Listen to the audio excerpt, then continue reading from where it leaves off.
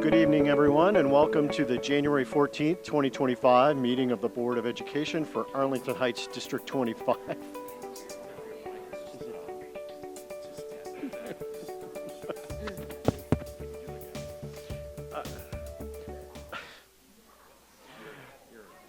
The first order of business tonight is the public hearing on the waiver of administrative cost cap. And do we have any members of the public here to speak as a part of the public hearing? Okay, and so we don't have any members of the public. Stacy, do you have anything to present as a part of the public hearing? Okay, thank you. So since we have no public comments, I close the public hearing at this time. And now we move on to our regular agenda for today, January 14th, 2025, meeting of the Board of Education for Arlington Heights School District 25. Thank you for everyone that's joining us tonight, both in person and virtually. Before we begin, I will share that our meetings are when the school board conducts its business, and the meetings are open to the public. Because we are an elected governmental body, we can only take action by majority vote in a public meeting like this one. We welcome the public to listen and observe, and we have community input sections on the agenda if you have questions or comments on the business of the board. With that, I call the regular meeting to order. Ms. O'Brien, if you please call the roll. Olenichak. Here. Neerman.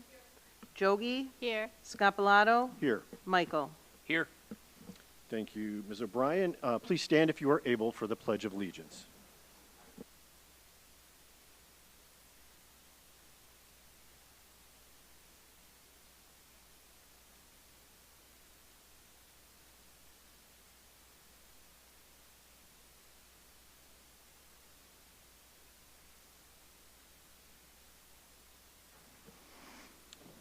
As we do with so many of our meetings here in District 25, we get to start off with a recognition, and tonight is no exception.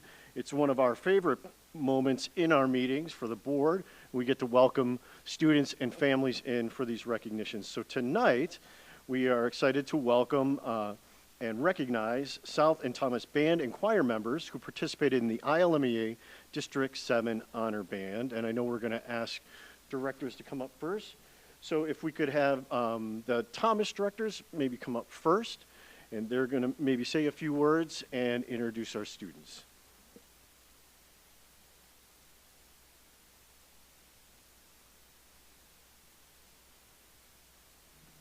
It's been a while since I got to stand up in front of a crowd, so it's good to be back. So thank you, Board of Education, for taking time to recognize some of our South and Thomas students. We are always excited to recognize the talent of our students, and tonight we get to recognize some band students and some choir students. So without further ado, two of our band teachers from Thomas Middle School are here, Candy Horton and Mr. Dana. It's so good to have you here. So I was just telling them it's been a long time since I've stood in front of a crowd with these two, and it's good to be back with these two up in front of a crowd. So I will hand it off to Candy to start the presentation. All right. Thank you. So we are welcoming our band, we'll just specifically hear band for our Thomas kids that tried out for the ILMEA District 7 Honor Band. And ILMEA stands for Illinois Music Educators Association. And it's the thing that we go for. The students work hard preparing material that they have a recorded audition that they send off to judges to see if they make the cut of being a part of the District 7 ILMEA Honor Band. And we had, we'll start with just the concert band category. We had 5 students from Thomas make it, and so we should have each student come up when we say their name. Stand together, take a photo. All right, so the students can come up when we say their name, and then maybe we can clap for them all at the end. We have, this will help me be able to do it smoothly, thank you.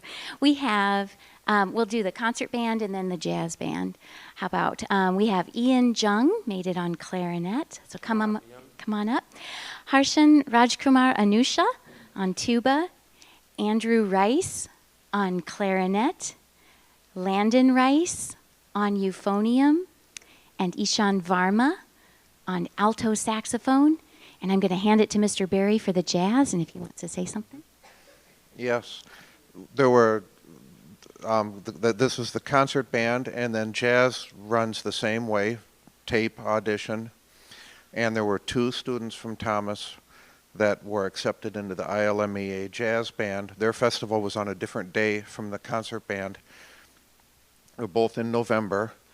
The way the festival day works, the students have the music in advance, and then they show up and rehearse that morning with a guest,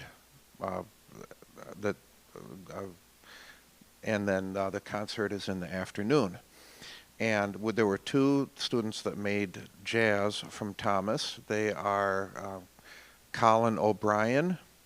And then the second one, she's a 7th grader, and this is the second time she has come. She made it last year as a 6th grader on piano, but piano's not the only instrument she plays. She's also a flute player. In the band program at Thomas, this is one highly, highly talented musician, Io Shigefuji.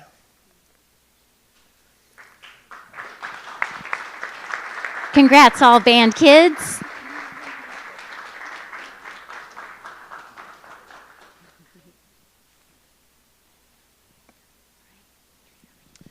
Mr. Berry, Ms. Horton, thank you for taking the time to come and celebrate your students tonight. If you wouldn't mind, if we could have you guys pose for a photograph as well. We'll have the board president with you guys, the infamous students, and parents. If you want to take photos, now is a great time to stand and get in position as well. Our communications director, Adam, will get us ready.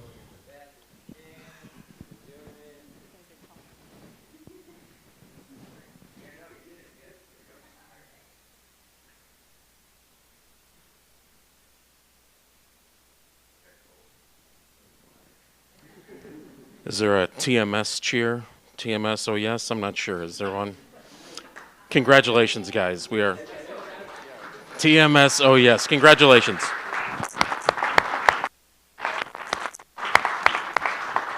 guys can go back. Thank you.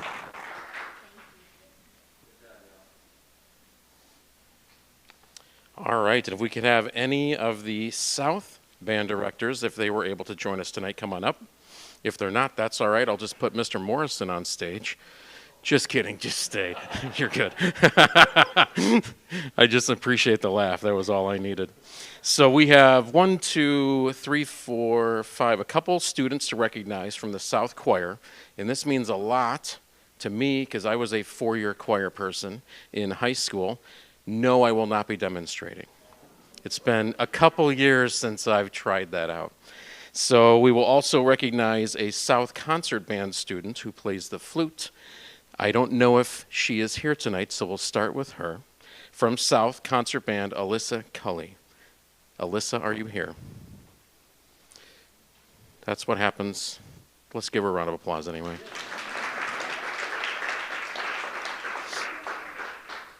All right, now we have some South Choir students. And we won't make you sing, but if you want to impromptu, I am all for that. So we'll start with Jack. If I pronounce your last name, Jack, incorrectly, please just give me that stern face look. Jack Hemela?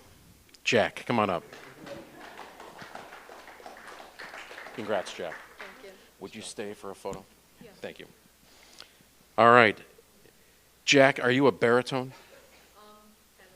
Tenor. A tenor. All right. It was just a guess. Next, we have Natalie Jarris. Natalie. How do I do in my last name? Good.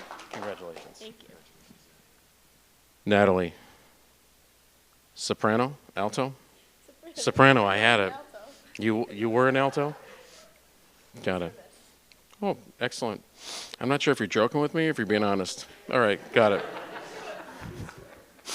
Next, we have Veda Johnson. How did I do on the first name? Veda? Congratulations. Come on up. Veda? Soprano? Yeah. Yes. Next up, Max Lang. Thanks, Max. Congratulations. Max, what do you sing? Alto. Congrats. Next up, we have Alan. How do I say your last name? Patty. Alan Patty. Congratulations, Alan. Come on up. Alan, baritone? Yeah, or yeah. You were a tenor for ILMEA. So tonight, tenor. All right. You choose. Ava Rosasano? Ava. Rossiano. Yes. Ava Rossiano. Congratulations. Come on up. Ava, congratulations. Bass? Bass? No. Tenor? No. Alto? Yeah. All right. Close. And last but not least, Sobayan Simpson.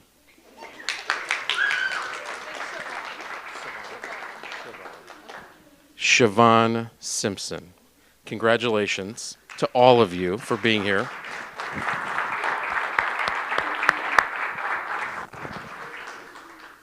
I mean, the energy you're bringing to this party indicates you might be willing to sing. Do you guys ever sing as a group? Yeah. Whoa, imagine that. Is there an interest in singing one of your songs?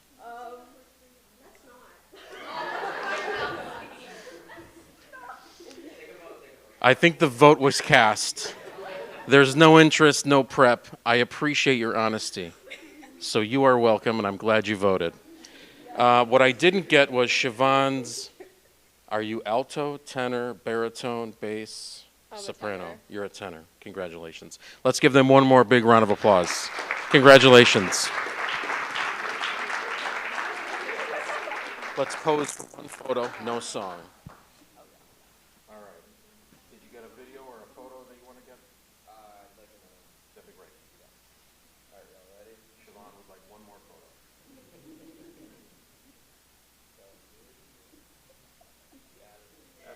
So yes, thanks guys. Congratulations.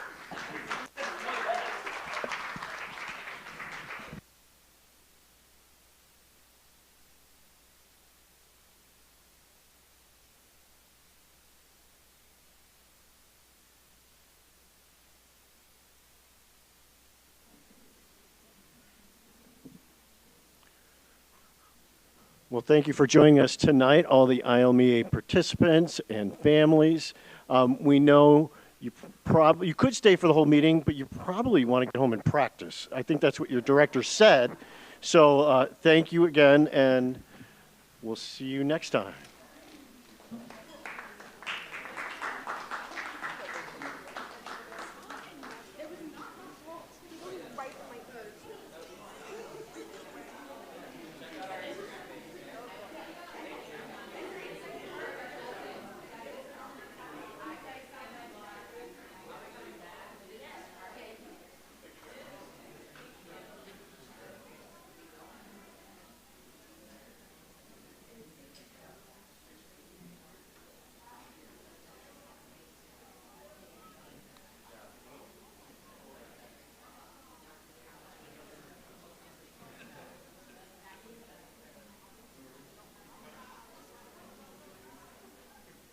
The other part of this portion of the agenda is a presentation. So next we will welcome our auditor, Jason Coyle from Baker Tilly, who will present the results from the 2023-24 financial audit. So welcome, Mr. Coyle. Thank you for joining us this evening. Yeah, thank you. Good to be here. Auditors know how to clear a room pretty well. Worked out tonight. Is it on? It appears to be on. I could talk louder if it's not coming through, though. All right, well, good evening. Good to be with you. Jason Coyle, principal with Baker Tilly, here to go over your financial statements for the year ended 6/30/24. I know that's a few months ago at this point, so I'll keep my remarks rather brief, but please feel free to ask any questions either while I'm talking or save them to the end, whatever your prerogative is. You do issue what's known as an ACFR, Annual Comprehensive Financial Report, with the term comprehensive in there. That kind of means you incorporate more information in your annual audit than you're required to do, which is great. It provides a lot of additional historical information, particularly in the back of your financial statements, 10-year historical information, which is great for the reader of the financial statements, whether it be yourselves, the public, bondholders, et cetera, kind of can see the trends that occur over the years. So I always congratulate governmental bodies that do that. It goes above and beyond what you're required to do, and I think that is something to be congratulated. You hire us as your audit firm to put our opinion on your lengthy financial statements, and that starts on page 1 of the paper copy. It's about a 3-page opinion, and that opinion is what you hire us for. And basically, we do our audit tests to evaluate your financial information, and that opinion means that somebody could pick up your financial information, your financial statements, and rely on the information in there because of the audit tests that we did, and they can rely on it as they evaluate your financial health and your financial operations for the fiscal year that we audited. There is a section right after our opinion called the management's discussion analysis. And I always encourage members of the board to read that. I know you might not want to read all 175 pages of the financial statements. That is lengthy, but it would be beneficial just to highlight that section and take a read at that at your leisure. It gives a good summary of what went on during the year compared to what went on in the prior year and some of the changes. In that management's discussion analysis, there are even some pie charts in there that show you where your revenues are coming from. About 71% of your funding is from property taxes, which is very similar to the percentages as last year. And it also shows where your fund's going, and not surprisingly, almost 80% of your funding is going to the education, transportation, and caring of students, which again is a very similar percentage to what it was last year. After the management's discussion analysis, we get into kind of the meat of your financial statements. The first statement in there called the statement of net position, which if you have the paper copy is on page 13.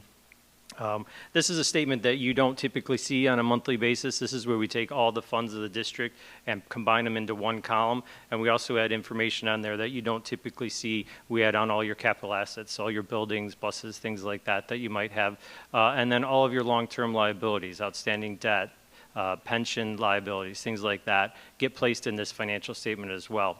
So it provides kind of a different snapshot of your financial position than you might typically see in your monthly board reports. You know, the big piece of information in here that, again, we don't talk about regularly is your pension liabilities. It's kind of just once a year that you kind of look at those net pension liabilities, and you're part of TRS for your teachers and IMRF for your non-certified staff. Those are the two primary pension funds that you're in.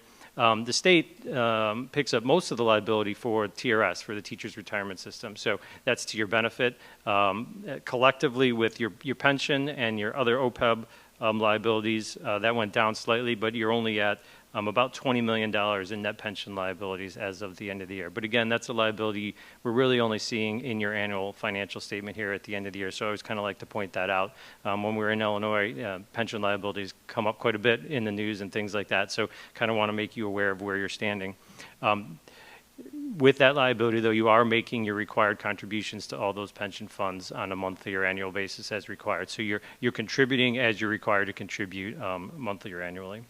After that section on page 18 and 19 gets into the statements that you're probably a little bit more accustomed to seeing. This is the revenues and expenses of your funds. I'll point out that the general fund on there is made up of 3 funds. That's made up of your education fund, your working cash fund, and your tort fund. For financial reporting purposes, we're required to combine those into one fund called the general fund. If you look on page 19, you'll see your fund balance decreased during the year by about $30.6 million, and that's really driven by the spend down in your capital projects fund. So you issued bonds last year, that greatly increased your fund balance when you issued the bonds, and then this year you spent that down investing back into your buildings, which is a good long-term investment of those resources. Your general fund, which again is made up of your working cash and tort fund, saw an increase in fund balance for the year by $5.3 million. One of the ratios I always like to look at is, particularly in the education fund, is to compare your education fund balance to your expenses for the year, and you are at 67%, which means you could go approximately 2/3 of the year without receiving any revenues and still be able to fund your operations, which is, you know, a good, healthy position to be in. It gives you some options. And that's really all I was going to highlight in the ACFR. There's a lot more information in there, particularly in the notes and in the back schedules. There's a lot of budget to actual information, but I wasn't going to go into detail on that. You do issue another report that's sent to the state of Illinois, to ISB, called the Annual Financial Report. It contains a lot of the same information here. One of the pieces of information in there that's not in this one, though, is their profile score, the financial profile score that the state board likes to look at. You continue to be at a 3.8 out of 4. And so the thing that kind of holds you back, if you will, from being a perfect 4.0 is your long-term debt ratio. So not surprisingly, though, since you've been issuing some bonds to do some things, it keeps that down at a 2, while all the other metrics that they look at, you're at a 4, which is great. So, you know, that's not a bad thing. It's just how they look at the different schools and districts in Illinois and allow the state board to compare and contrast the different school districts. We also do an audit of certain federal funds. As every school district, you receive a lot of federal funding, and we're required to do what's called a single audit, which we do additional tests over certain federal programs about how you're spending the money, you know, make sure you're in compliance with all the many federal rules. Happy to say we didn't have any findings when it came to all those tests that we did on those, so congratulations on that.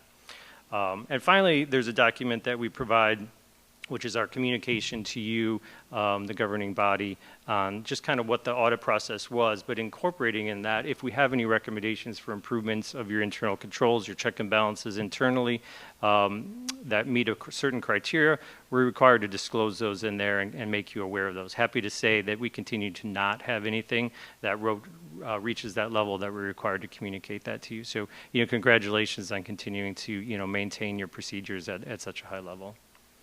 So I know that was relatively quick, but I didn't want to go over it too lengthy with you tonight. Unless you have any particular questions, I'm happy to answer those. Thank you, Mr. Coyle. Any questions from the board? Okay, seeing none. Thank you again for your time. We appreciate it. Yeah, thank you.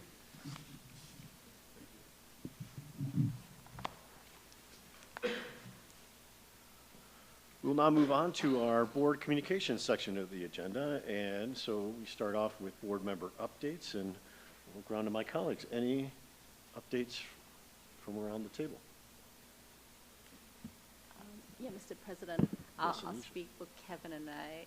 We were, had in December, it seems like so long ago now, but in December we had gone to the Martin Luther King dinner host with Dr. K, hosted by the Illinois Commission on Diversity and Human Relations, by an Arlington Heights resident, Reverend Clyde Brooks, and his team hosted this great event. When we've been there as a district, we've been there, I think this is our 3rd time being there, and it was great because Dr. K was honored as one of the VIP guests at the event, and that's because District 25 is recognized for their work in equity that we do for our students. So I, as a board member, and both Kevin and I, really proud of our district for being so participating in this event year after year. So that was a great event to be at. Thank you. Thank you, Anisha. Any other updates? I have a couple to share this evening. First, back in December, before winter break, I had the opportunity to visit an elementary classroom. When I was invited back, I had visited a couple of years ago at the same time of year and got to participate in an activity where the kids were reimagining the Declaration of Independence in modern day words. So, and it was just a wonderful moment to see the firsthand the growth and exploration that happens in a classroom with our talented teachers. And you could literally see the wheels turning as the kids were reading that text, and it used, you know, very formal and of a specific time, right? And then rephrasing it, you know, for modern times. And besides just sharing that, it was such a pleasure to be there and so grateful for the opportunity. The reason I wanted to share it here, it just really brought home for me at a larger level the impact of our work here as a board, our, Dr. K's work, the administration, and our staff, our talented staff, and our teachers, and how that all filters down into that learning moment. And so thank you again for the opportunity to that teacher, and just wanted to share that piece.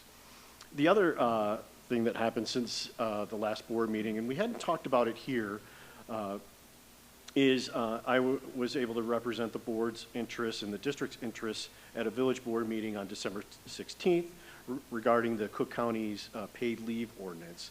And we're not going to get into that here, but I was grateful for the opportunity to advocate on behalf of the district and all of you in that moment.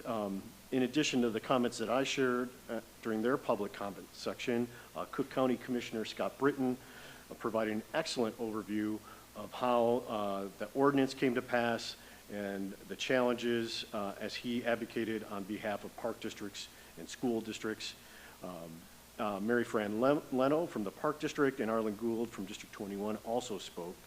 So I know we're all grateful for the unanimous support from the village trustees and the mayor in providing an exemption, which was really crucial for our district.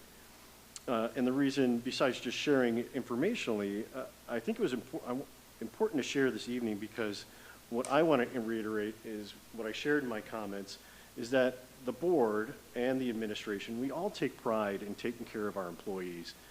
We know and take seriously one of our key goals in our strategic plan is to attract and retain a diverse, high quality, and innovative workforce.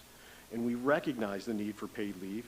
We've developed policies that balance our employees' needs with the need to provide for education and safety of our students. And I think that's worth voicing again here publicly.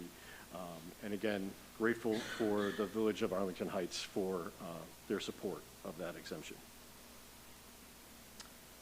So I think that's the end of our board updates. So let's go to our EdRed update.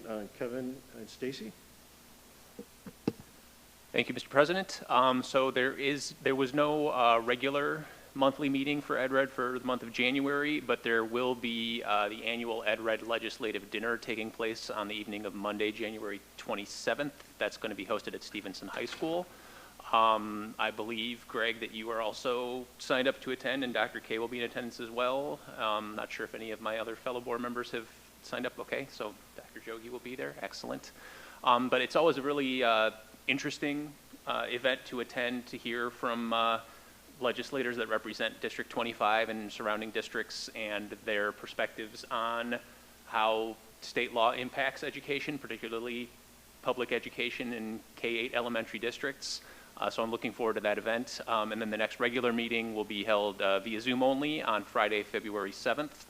I did also have the opportunity today to attend via Zoom a session particularly about the Tier 1 and Tier 2 discrepancies for TRS retirement packages for educators in Illinois.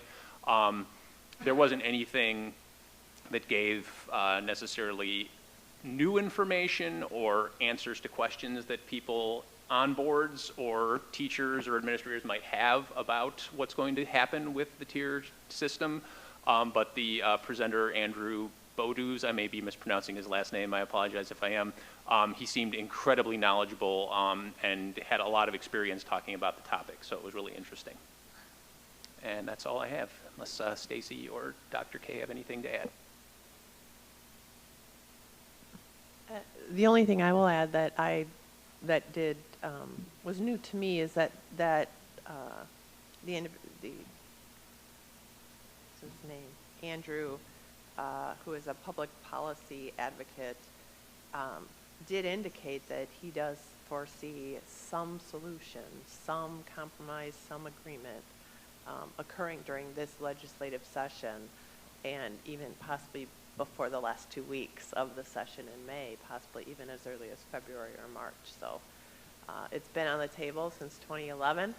We knew the day was coming, as he said himself, but the time is here now, as they have over 100 retirees now in the Tier 2 system, that individuals who have actually retired, that they have to do something. Great. Thank you, Kevin and Stacy, for sharing those updates. Now we'll go to our report about IASB, and we have a presentation, but Dr. Jogi, I'll let you take the lead if that's okay. Yeah, no, that'd be great. No, every year the school board, we go to the III conference hosted here in Chicago, and we all walk away with so many nuggets of learning, and we always say for our board, our motto is always, we're a board, board that learns together, leads together. And so when we go to the conference, it's over the weekend before Thanksgiving, and there's many different general sessions, and we're so excited that for the last 4 years, we've been invited to present, and we presented our equity-focused strategic plan.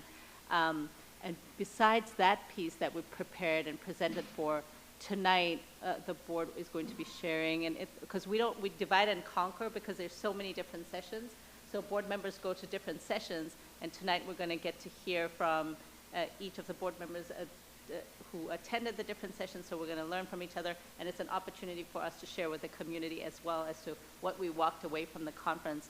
So we'll begin with Greg, if the board president can start with what the presentations that you went to, and then we'll go down the line. Thank you, Dr. Jogi. And I wanted to note, I was thinking about, I have handouts from these sessions.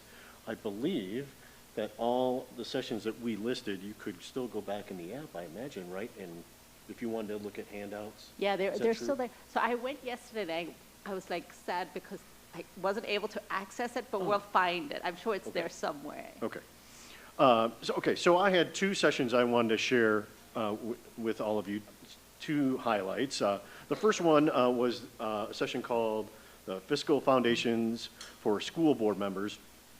And the main thrust of the presentation session was focusing on fiscal equity. And I think the first bullet point really captures where they were going. And really that when we're talking about educational equity, as it says there, we are intentional, there should be accountability, and it's contextual. So as an umbrella, I think that really captured it. But that second bullet about when do you do this analysis, when do you look at the needs of students, and it happens before we look to fund something, or before we look at academic outcomes. So the placement of it, and they provided in their handout kind of not a flow chart, but just like a timeline in how you would approach looking at fiscal equity, and they really positioned it as, we talk a lot about educational equity, and they were talking about fiscal equity, and they really go hand in hand. As I was reviewing and getting prepared to talk about it tonight, and I reached out to the presenter prior to tonight because she said she would share some of the slides that they use in their district to convey to the board how they're approaching fiscal equity. And though it was different, I found a lot of the things that we do here, and I want to give credit to Stacy and of course Dr. K and all our leadership. It didn't look the same as what we do, but I found a lot of elements that we talk about here at this board table. So doesn't mean there isn't always room for conversation, but was pleased to see that. The other session I went to was top 10 legal mistakes school boards make and how to fix them. So I am not going to sit here and recount mistakes that we have made as a board. But what I really, the session was so well structured, it wasn't just a hit list of things and gotchas, but really the presenter went kind of behind the things that I think we all know as we approach our role as board members, the potential pitfalls they talk about with regard to OMA and conflicts of interest, but talked about the case law behind these and the reasoning behind them and the best practices.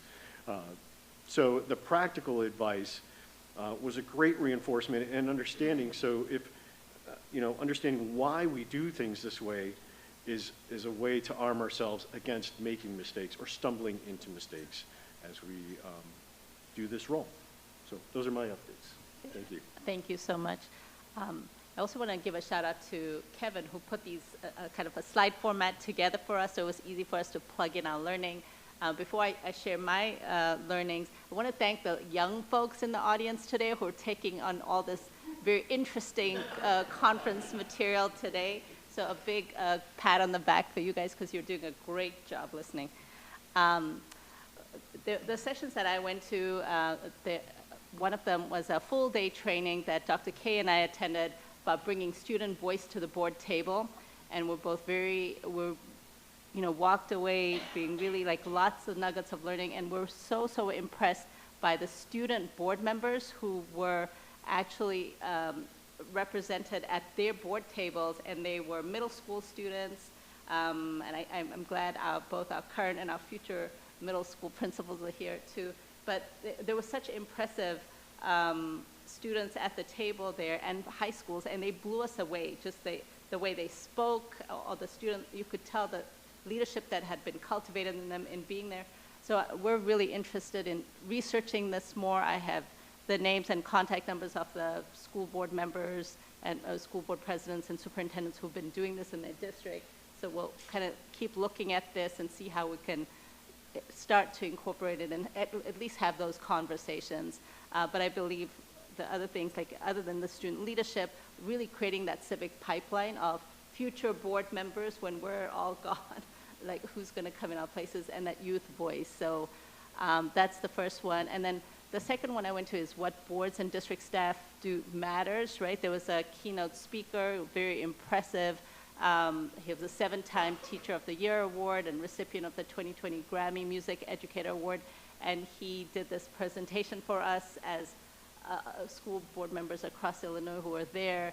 Very impressive and just motivating us. And because school board work and as educators, the work that you do, especially teachers, day in and day out in the classrooms, is challenging and very rewarding work as well. So it was a great presentation by him. And then the other one was promoting, provoking, and embracing positive change by 2 superintendents who have done extremely great work in Illinois and across the country. Superintendents Nick Polachek and Michael Lubefeld spoke at this session called, and they spoke around their book that we have access to called The Unfinished Leader, a school leadership framework for growth and development. And myself as an organizational change person really interested in leadership and transformation, it was really fascinating. And the premise of their conversation was around how we as board members and as educators and parents should look at things from, or do look at things from a lens which start from when we're looking at things from a place of empathy and equity and adaptability and development, always wanting to grow, being lifelong learners. That's what we're doing today or when we go to a conference. And that communication piece is so finished. So as leaders, as humans, we're always unfinished and we continue to learn. So those were some takeaways. And the 2025 Joint Annual Conference proposal is coming up March 1st. It takes a little bit of time to put these proposals together. So I'm looking forward to here. I have some ideas in my head of what we could present for at the next conference. And if you folks have ideas, please contact me individually. And so we can start talking about what proposals to put. The last piece I want to talk about at the conference, not only do we do this learning, what my big takeaway from this conference is we get an opportunity as school board members with our team of 8, with our superintendent and our staff. So there's a picture of all of us who are at the conference because we get a lot of time to get to know each other as people and humans, because usually when we're here, it's about the work and the policies, but really behind all this is the people behind it. So it's just a really special time getting to know each other as people. So for everybody who took time away from their families to be at the conference, it was special. It's always special for us. So we're kind of conference junkies in a sense. So thank you for that. And I'm going to move forward to Dr. Kevin. Jogi, before we jump to Kevin, could you go back and remind the audience what Mickey Smith teaches? Oh, yes. Do you want to do that? Well, it's kind of appropriate for our recognition. Yes, for our recognition. So he was a band teacher. He's a band director. Yeah, a band director. We have a couple in our audience tonight. Yeah, so yeah. I thought that was something we should note. Yeah, Anyway, he was a band thank director. And maybe the Grammy gave it away too. And he did his presentation with an instrument and singing, and it was pretty cool. Kevin. All right, thank you, Anisha. So a couple of the sessions I attended, if you want to go ahead and click on the next one. The first one that I wanted to share was a session on recruiting and supporting new board members. I thought that was appropriate because we do have an election coming up on April 1st, and we have some current board members running for re-election, and we also know that we have some people who, after several years of dedicated service, will be ending their time on the board, so we will also have some new board members joining us in a few months' time. So I thought it was timely and a relevant topic and wanted to attend.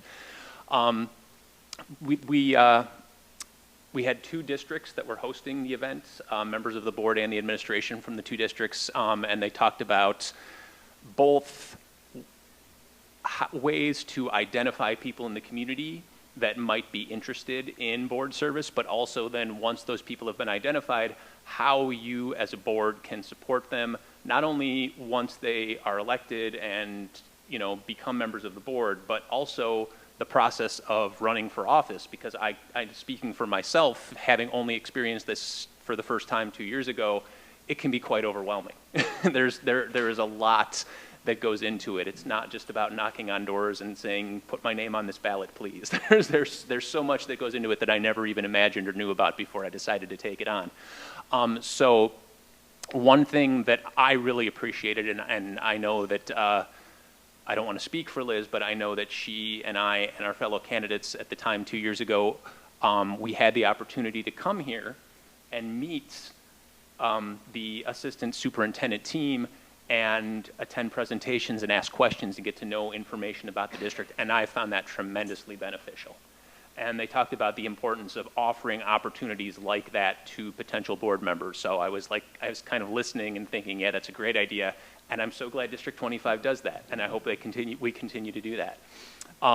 They talked about all of the information that can be shared and ways to share that information and ways to help people make connections in the community so they can find support networks if they want to volunteer and dedicate time to serving on the board.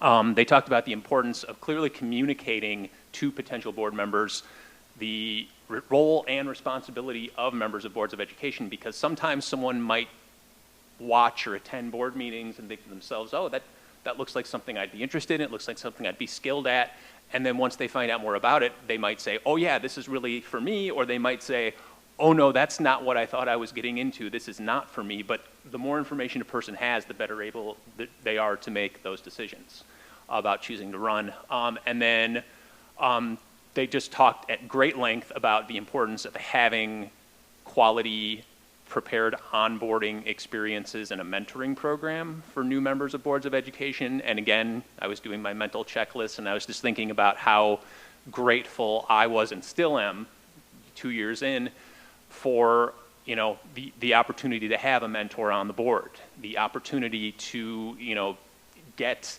information and know protocols and who to talk to and who to reach out to for certain things as I learned my way around the role. So it was informative, but it was also reassuring to know that so many of the things that other districts and boards recommend and consider important are things that we are doing as a board and as a district in Arlington Heights. The other session I wanted to share a little bit about was on building equitable systems by ensuring strong adult cultures.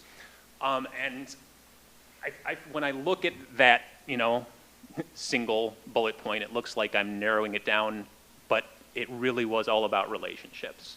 And so kind of thinking back to what Anisha just shared about how as a board, when we attend things like the III conference, we do have an opportunity to build our relationships with other board members and with members of the administration by sharing meals together, by walking in the cold from one conference location to another together, and also the opportunities we've had over the years to do board development workshops together to grow as a team. And I think that is a really important part of how a board builds those relationships. They talked a lot about the importance of the relationship between the board and the superintendent, which again, I feel like that as a board, we have worked to foster a strong relationship with Dr. K, and that he is working to build his relationship with us as a team and also with us as individual board members, which I know I'm grateful for. The importance of a good relationship between the board and the staff. I know I appreciate all of the updates we get from the ATA and from members of the staff who come here to celebrate their students at board meetings, and opportunities that we have to attend events at the schools in the district. And then, of course, the importance of building relationships between the board and the community. So I'm glad that we have members of the community still here tonight in the audience. I'm glad that we have opportunities like coffee with the board for people to come and talk to us and ask questions and find out more about the district and how it operates. So, and then not on my slide, but I also just wanted to give a quick shout out to Mickey Smith Jr. and his keynote on, I think it was the Friday afternoon, because being a former saxophone player myself, being able to watch a true master performer and educator at work and just an amazing public speaker, it was really inspiring. So that was a great experience as well. I'm thinking I should have had a picture of Mickey up there too, so like I will we'll give him kudos there. Next up we have Liz. Let's see this. Right. Hey Adam. Oh, there you go, Liz. Here I am. Well, first off, I'd like to congratulate my colleagues on their amazing presentation. It was meaningful, touching, and funny. Lots of laughs. You guys did a great job as always. I felt very, very proud to be a part of the team from the audience. I had an easy picture taken. So Just a photographer. yes, but congratulations, you guys are amazing. I popped around to a lot of different presentations. I'm going to keep it brief because our good listeners are getting tired, and I get it. I'm with you, bud. I attended a presentation on which hat am I wearing, board member conundrums, and it was fascinating because we had an attorney, a superintendent, a board member, and they basically just came up with scenarios. We went down the line and talked about the perspective and things that we have to keep in mind. And as all of us are community members, parents, board members, professionals in the community, it's just interesting to think about different situations from different perspectives. And I think that we do have on our board an open communication line and can kind of tackle those. But it was just interesting to see it all laid out in that way. You'll see my picture of Officer Louis, and meeting Officer Louis was a highlight. He presented in Investing in Safety, the impact of a therapy dog and SRO. So this was a district that has an SRO with his very own Officer Louis, therapy dog. And the presentation was interesting because it talked about the different ways that we can make students and staff feel safe that are maybe non-traditional. This officer, I'm never going to stop saying that. I love it. Their whole community has riled around this little pup. He's a toy poodle. And they talked about how his presence just de-escalates situations with staff and students and makes situations that seem big and scary much more manageable. I know he was the library's dog. They had him on the vehicle sticker. This dog is very famous. So it's very, like I said, an interesting, adorable dog. I did try and lure him away. He was very well trained. He did not come to my lap, much to my disappointment. But it was a creative way to look at enhancing safety and emotional well-being for students, so I appreciated that. The second keynote speaker, High Trust Teams, I see Anisha brought the book, which is exciting because I'd like to borrow it. Yeah, it's really good. Basically talked about how trust is the most important aspect of team building, which I agree, and I thought a lot about our students and our board and our staff. I thought back to our opening day, our Lean On Me. I appreciate Dr. K's communications. He's there for you. It's a family. It made me think about a lot of aspects of the work that we do. And then finally, AI overview, transforming education and work. Basically, they went through the steps. AI in education is inevitable. It's coming fast. I will share the presentation. I know, Kevin, this is your specialty. But it was a fascinating presentation, step by step, what needs to happen. But ultimately, the presenters really focused on the importance on creating plans for professional development, training, funding, and then really focusing on student success and academic integrity. And just all the ways that AI may be hitting us in the future and how to be ready for that and be ahead of it. Thank you. Thanks so much, Liz, and to everybody who went to these presentations and for sharing. I'm going to share one last thing. Because this is hosted by the Illinois Association of School Boards and IASBO, and so the school business officials and the ASA, the IASA, which are the administrators. IASB is under an umbrella organization that we're members of, this organization called COSBA, which is a consortium of school board associations around the country, so a national organization. And today, they hosted a webinar that Dr. Kay and I attended called School Crisis and Tragedy, the Board's Role and Responsibility. And it was a really very informative webinar that we attended, hosted by John McDonald, who's the CEO of the Council for School Safety Leadership. And he's recognized internationally as the architect of the post-Columbine tragedy. And his presentation was, we're talking about, very informative, but also like helped us think about the different things that our district is doing. And it's sad that we have to have sessions like this, but it's the reality of, sadly, what's going on around the country. So that was a really informative session, and we have slides that we'll share with the board so you guys can see what happened. So I will give it back to you, Mr. President. Thank you, Anisha, and thank you everyone for all those updates and sharing that. We're going to go right on to NSSEO, and Liz, I know you're going to share, well, we've shared a little bit about the strategic plan process, and we're looking forward to hearing a little bit more tonight. Sure. Essentially, in the future, I'll have a more exciting presentation. What I'm looking for now from you guys is basically the thumbs up to move forward with the priorities that the team has set so that I can vote on our behalf at our next meeting. So kind of zipping through this lengthy presentation, the most important pages that we kind of have to hit are,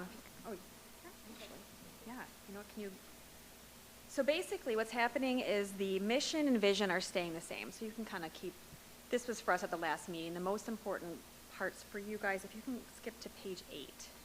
The mission staying the same, this is all the same. So our priorities is what we need to focus on tonight. This is an overview.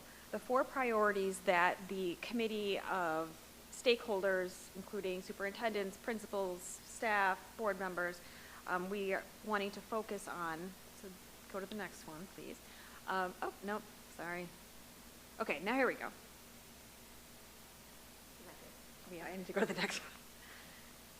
Okay, so the first priority, in there in no particular order, is instruction and programming. You can see the plan is to design and utilize a continuous improvement process for instruction and program development that is responsive to the evolving needs of all students. And that's all of the District 25 students and the other students who buy into the co-op, as well as students from other. The goal is basically that no student will be turned away. Second priority is facilities and finance. Developing and executing a fiscally responsible long-range facilities plan that prioritizes safe and supportive environment. The third is governance. We're looking into changing the governance structure to bring the superintendents in for a larger role with that. Kind of the idea is maybe like a 50-50 governing board and superintendent, but looking at that and restructuring that with a strategic plan. And then finally, the final priority is high quality staff. So recruiting and retaining high quality staff through effective hiring, positive work culture, the same sort of values that we have here in District 25. I don't personally foresee any reason for us to disagree with any of these. I just wanted to make sure that I ran it by you in the spirit of transparency and you know what's going on and kind of get your thumbs up if you are okay with the 4 priorities: instruction and programming, facilities and finance, governance, and high quality staff. Liz, I just wanted to say one thing I picked out of what you shared with us is that they explicitly said that they're going to come back to it every year. It's an annual revisiting and realigning. So yeah, I'm in favor. Any other comments? Yeah, I'm in favor too. And Liz, I just want to say, I know going through a strategic planning process, you're on our board and you're on NSSE board, so that's too. So thank you for all the time you've spent doing this. It's worthwhile. I enjoy it. I've learned a lot. And it's really nice to see how the 2 processes do align. And the next step will be, the next board meeting, we will vote to okay these priorities, and then there's an action team that will come in and actually set the work, as we know. It's a lot of work. So once that is done, then I will come back with a more comprehensive, but Thumbs up, thumbs up? You're good? Okay. I will go ahead and vote yes on that at the next meeting. Thank you. Thank you, Liz. Programming note, if the board is okay with it, we will go to community input next. We do have at least one person who would like to speak, but then if we could, we'll go to consent agenda next. We have some patient visitors that are awaiting that item on our agenda. So any objections? Thank you. Okay, so now is the time on our agenda we set aside for community input. If a member of the public wishes to address any item on tonight's agenda, please complete one of the blue forms like this one provided on the table just outside the room and hand the card to Lana O'Brien. Please note on your card if you speak now at our first community input, or if you wish to speak later, should we have a second one. I do have a blue slip, so I will share that the opportunity to speak to the board is provided for members of the public who have a comment to make about the business of the board. The board appreciates hearing from stakeholders and values your thoughts and questions. Public input can be helpful to the board as we strive to make the best decisions for the district. In order for the board to reserve sufficient time to conduct its business and operate its meeting in the spirit of civility and decorum, speakers are expected to adhere to the following guidelines. 1, address the board only at the time provided on the agenda and only after being recognized by the board president. 2, identify yourself and be brief. Comments must be limited to a maximum of 3 minutes per speaker.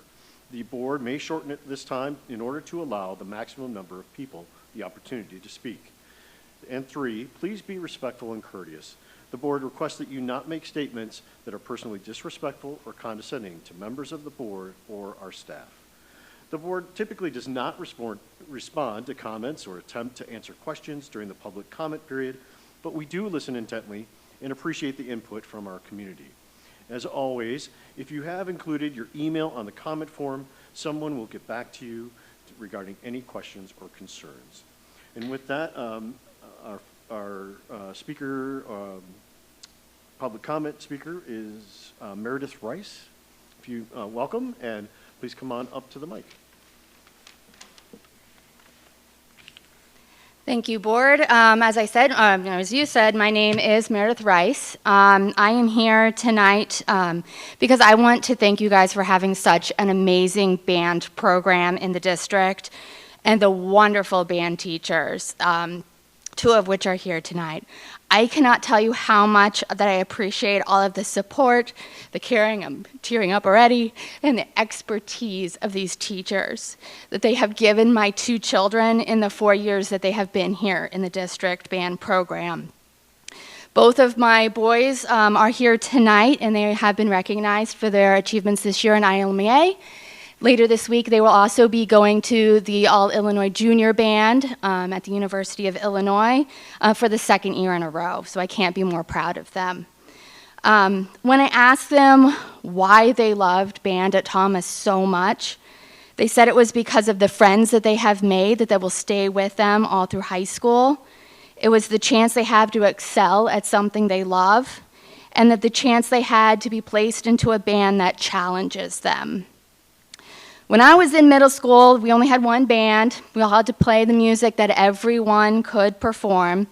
So I really second what my kids have said, that it is a blessing that they have 3 very unique band teachers and different band levels that allow every child in the district to perform at their level and succeed in music.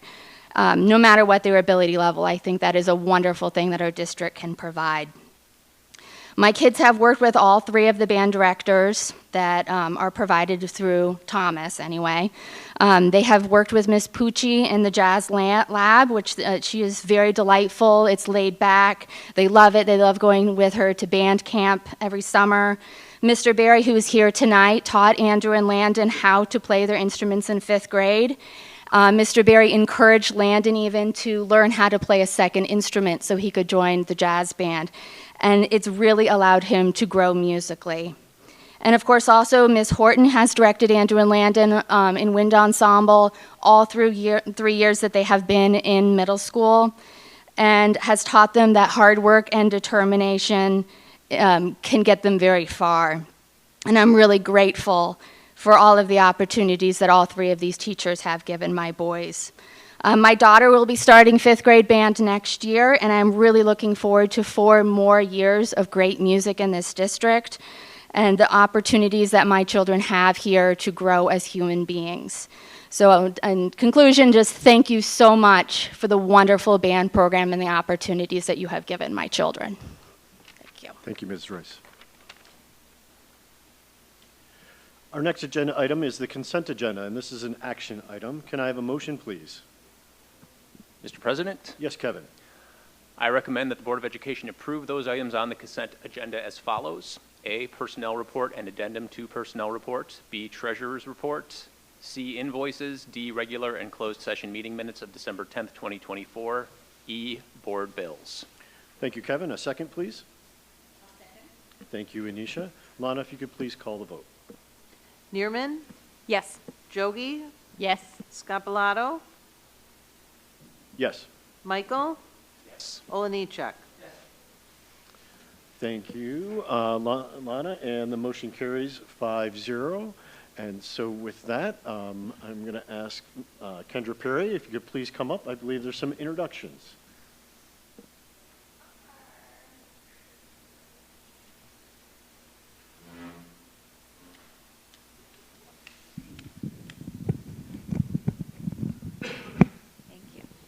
All right, I have to start with the rock stars in the back of the room. If I could have Steve Prorock and his family, Laura, Jackson, Beckett, and if Colton's awake, come on up. All right, these are for you guys. I told you finally. Come on over. That's for you.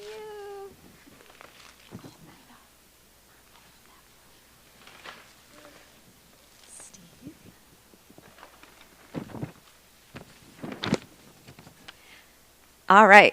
It is my great pleasure to announce that starting in the 2025-2026 school year, South Middle School will have a new leader at the helm. Steve Prorock will be stepping into the role of principal.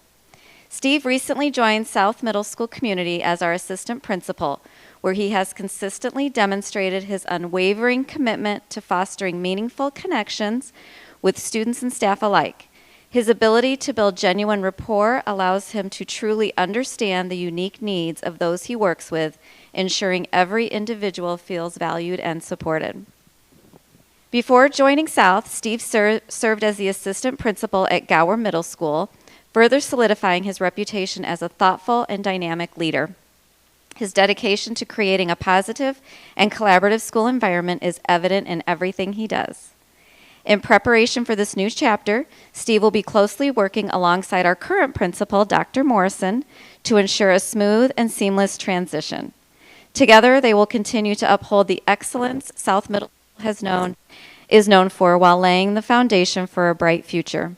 Please join me in congratulating Steve Prorock on his well-deserved new role. I know he will bring passion, dedication, and vision to this position, and I look forward to seeing the incredible impact he will have as the principal.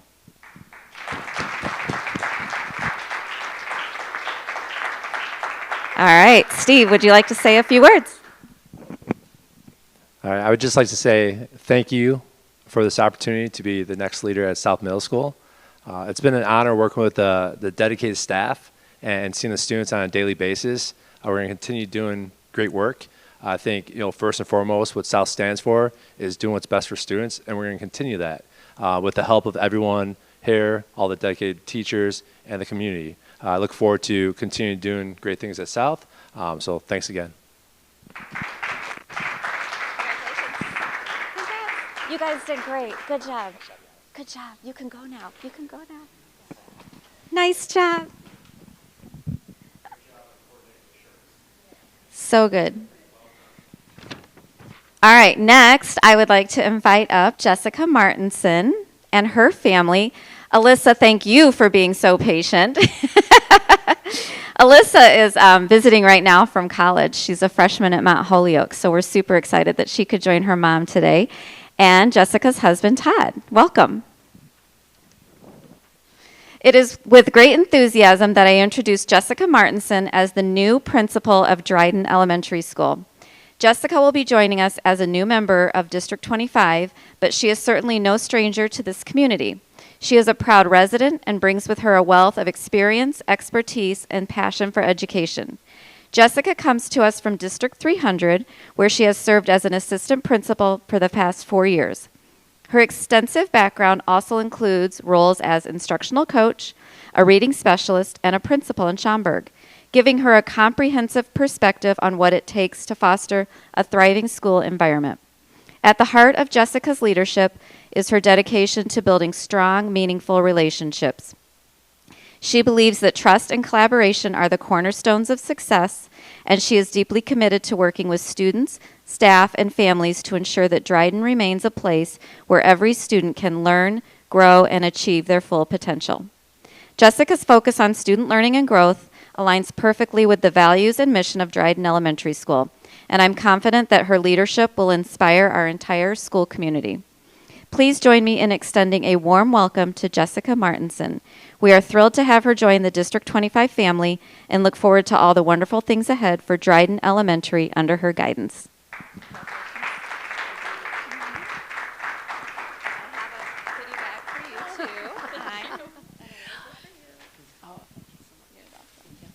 I just want to thank you also for this opportunity. Arlington Heights is my community. It's been my community for over the past 21 years.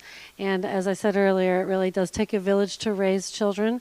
And this is my village. And these are the children I'm so excited to work together for us to raise together. We're going to have some great academic success, but we're also going to be raising really wonderful young adults. So thank you.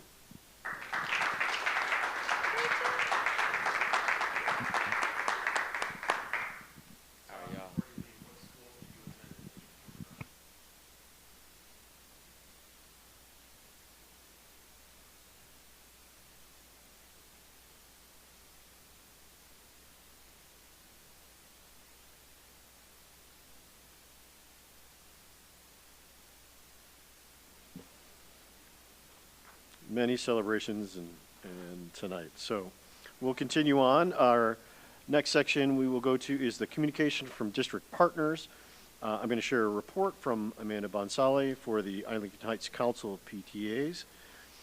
Amanda's our president of that organization, and she shares that the AHC PTA is honored to be the custodian of the new Mary Beth Anderson Education Fund and Scholarship, in addition to the scholarships currently offered to graduating seniors who have attended a District 25 school.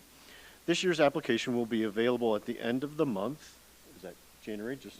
Okay. At the end of January. Keep an eye on your social media for instructions on how to apply and the application link. Scholarships will be awarded at our annual scholarship breakfast held this year on Friday, April 25th. Our Arlington Heights Council of PTAs is looking to fill the following roles from any PTA in the district. The two positions are president-elect and second vice president. Anyone who has served on an executive council at any district school and is currently a PTA member is eligible. She asked that if you would please contact her, Amanda, at ahcpta25@gmail.com if you or someone you know is interested. The AHC PTA thanks the parents and teachers who have joined the PTA this school year. If you have not joined, please visit your school's website, and she invites you to do so. So that's from Amanda, and Gina is not here tonight. Do we have a report from Gina, Dr. King? I did not see a report from Gina. Okay, so no report this month for ABC 25. So Allison Berg, it's your moment. Welcome. We had it. Oh, just throw it. Hello, Allison.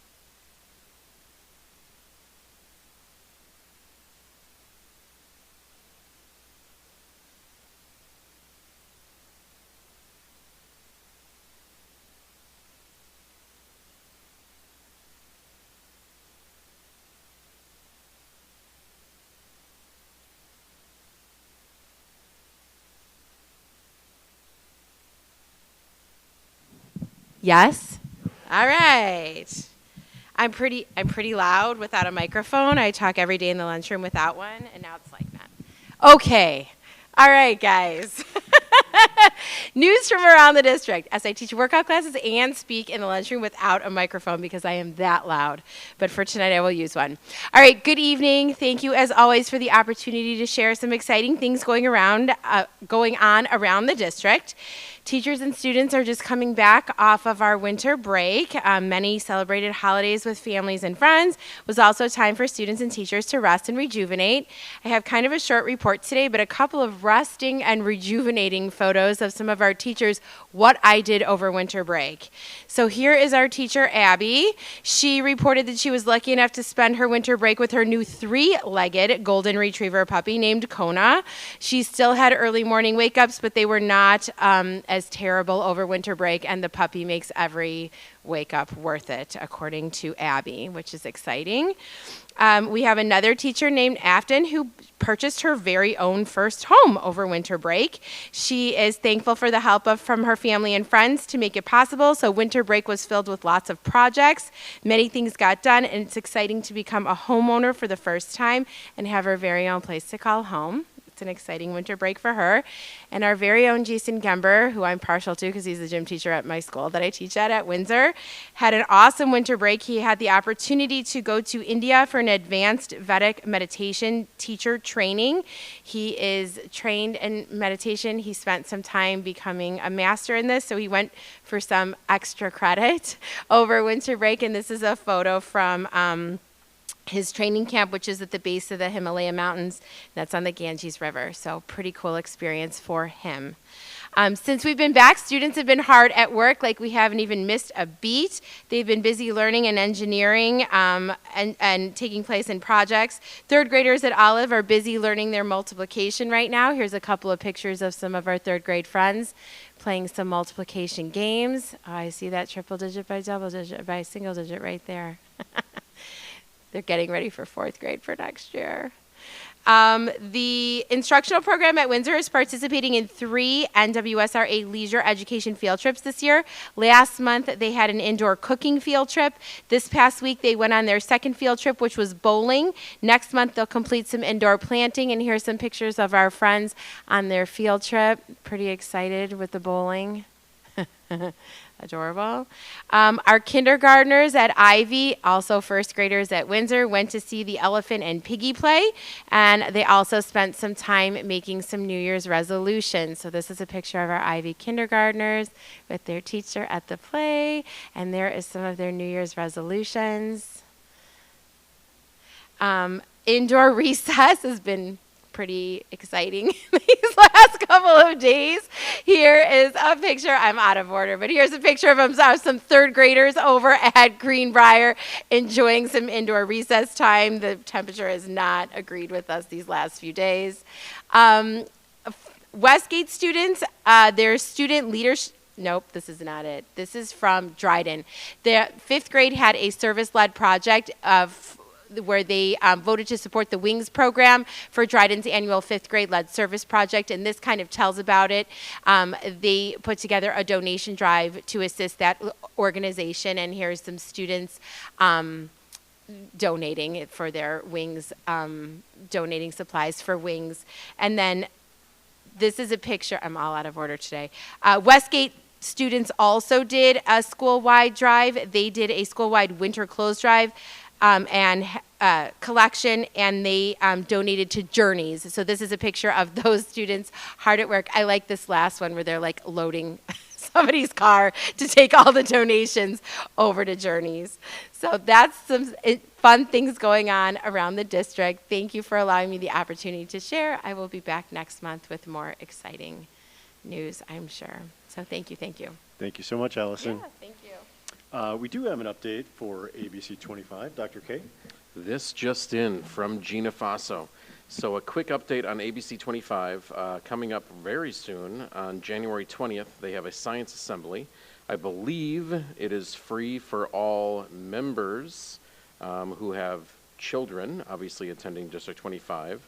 And then if you are not a member, you can pay at the door or become a member at the door. Then it's free for your child.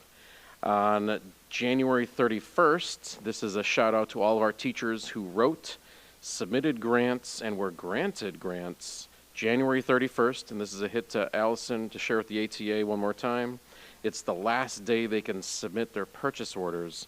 Otherwise, their grant funding goes away.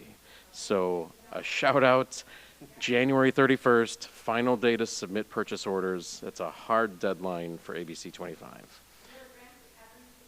Yes. I did not. Yeah, they had a great newsletter that went out highlighting all the individuals and teams that wrote grants.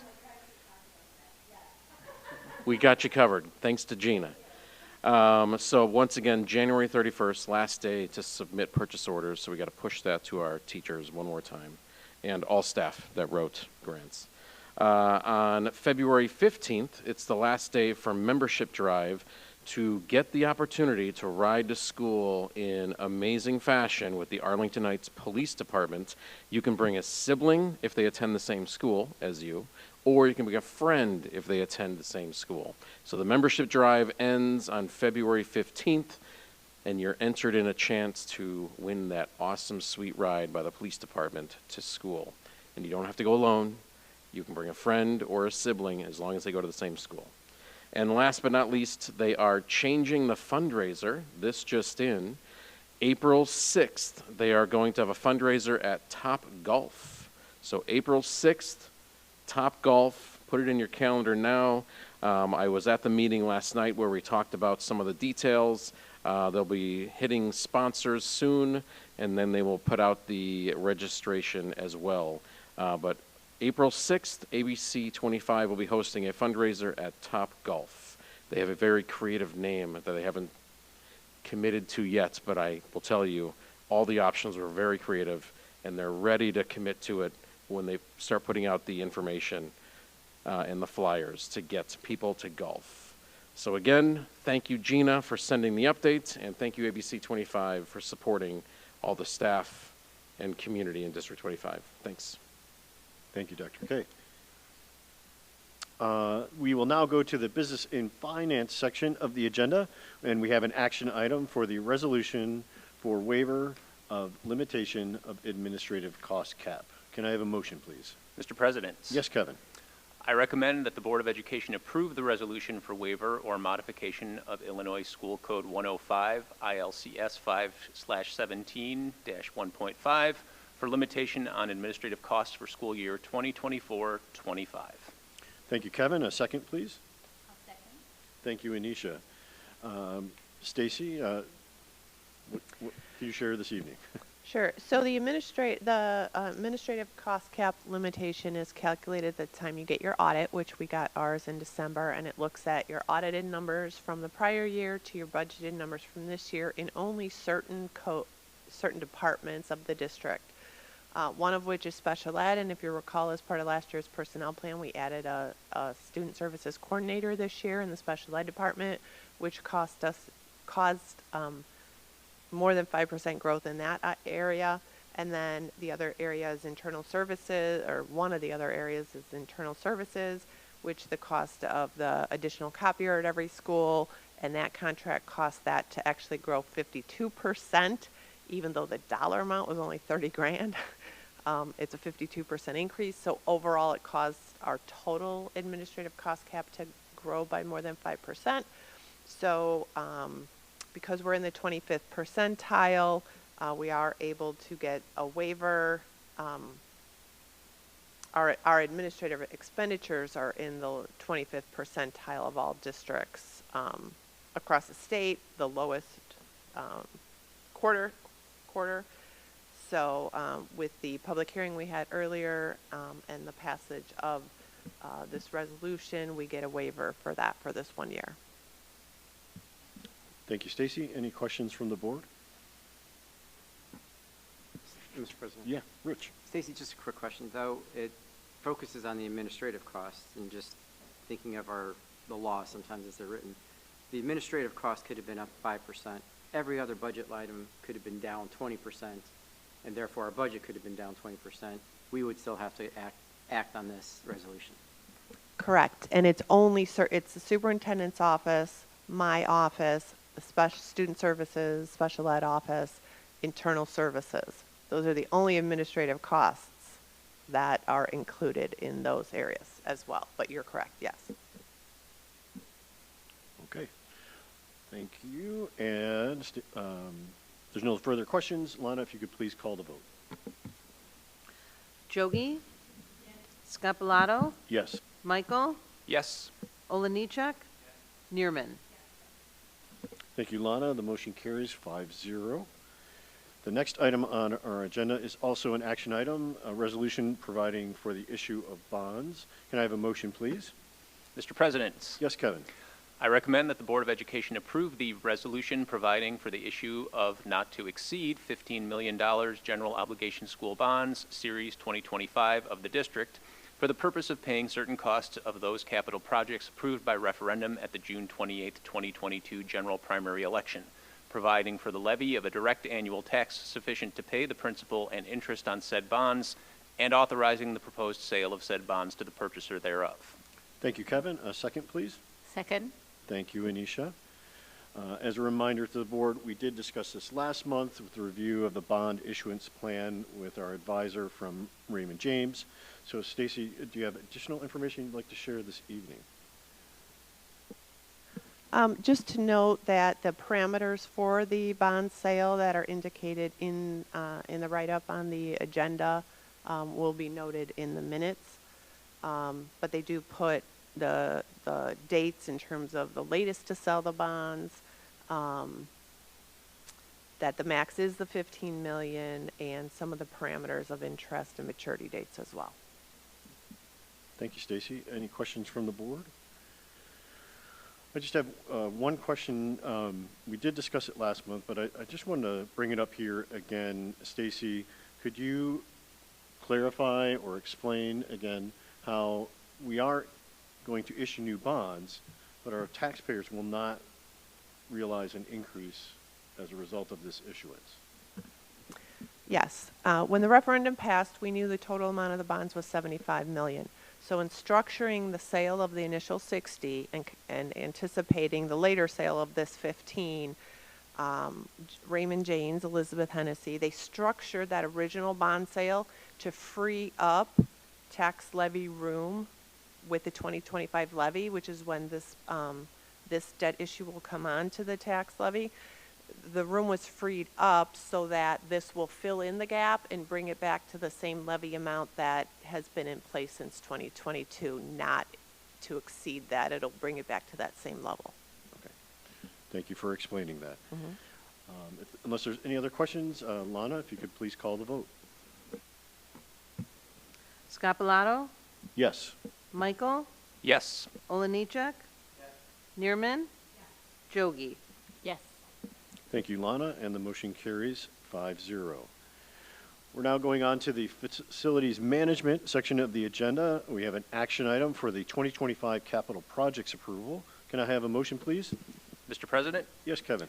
I recommend that the Board of Education approve the proposed 2025 capital projects as presented. Thank you, Kevin. A second, please. Second. Thank you, Anisha. And welcome, Ryan, to the board table. Thanks for joining us tonight. If you could share with us the plans for the 2025 capital projects. Yeah, good evening. I'm seeking approval for the intended projects for 2025. Again, these are included in the capital plan, the 5-year plan that I presented last meeting. Again, we have some projects that we're intending to complete at Thomas for second floor or first floor lightings and ceilings. So this will be the first phase of that project. We're looking to start doing some energy improvements and ceiling replacement projects. Minor windows is one of the major projects that we are, this will be the second phase. We're looking at budget constraints if we'll be able to complete the whole building this year, or there'll be some minor ancillary elevations that we'll still have to tackle in the future. But this is the second phase of the project to complete the other side of the building compared to the first side that we did last year. We're also looking to do some casework replacement at Patton. That'll be a major classroom casework replacement for cabinets and things like that where they are in very poor condition, needing complete replacement. And then also looking at some HVAC improvements up at Rand. So those are kind of the bigger ones that we're looking to tackle this year. Approximately $3.5 million is estimated right now. Again, this is just to get us to go forward with design and go out to bid, and then any of the projects that would be required to be approved by the board for the threshold that they meet, we'll bring those back for the board approval once we would receive those bids. So again, essentially just seeking approval to proceed with the intended projects. for design and bidding, and then we'll bring back the projects for award once those come back for your review. Thanks. Great. Thank you, Ryan. Any questions for Ryan on the capital projects? Okay, seeing none. Lana, if you could please call the vote. Michael? Yes. Olenichek? Yes. Neerman? Jogi? Yes. Scapalato? Yes. Thank you, Lana, and the motion carries 5-0. Thank you, Ryan. Appreciate you being here tonight. The next section is the personnel and planning portion of the agenda, and we have an information item for the Insight X staff satisfaction and engagement survey. For this report, we're welcoming Kendra to the board table. So Kendra, if you could share the details about this year's Insight X survey. Absolutely, my pleasure. I don't yet. Thank you.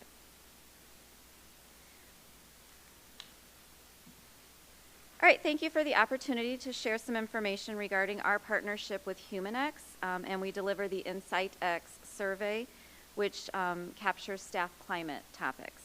District 25 seeks to build a trusting, safe, professional environment which impacts innovation, positive risk-taking, and self-initiated commitment to doing the best we can. Ultimately, when teachers are confident to do their very best, students benefit. Moreover, when teachers and administrators and all staff members trust each other and believe in the interdependent collaboration, the whole community benefits. So in alignment with our strategic plan, we collect information from our staff through an anonymous survey, and we do this at the start of the school year. This year we gave the survey in September and we closed it on October 28th. This survey guides our work to apply data descriptions to our beliefs about our work culture. Staff are providing input into all aspects of their work environment, and staff will be the ones who collaboratively determine what action steps we take to continuously improve the work environment.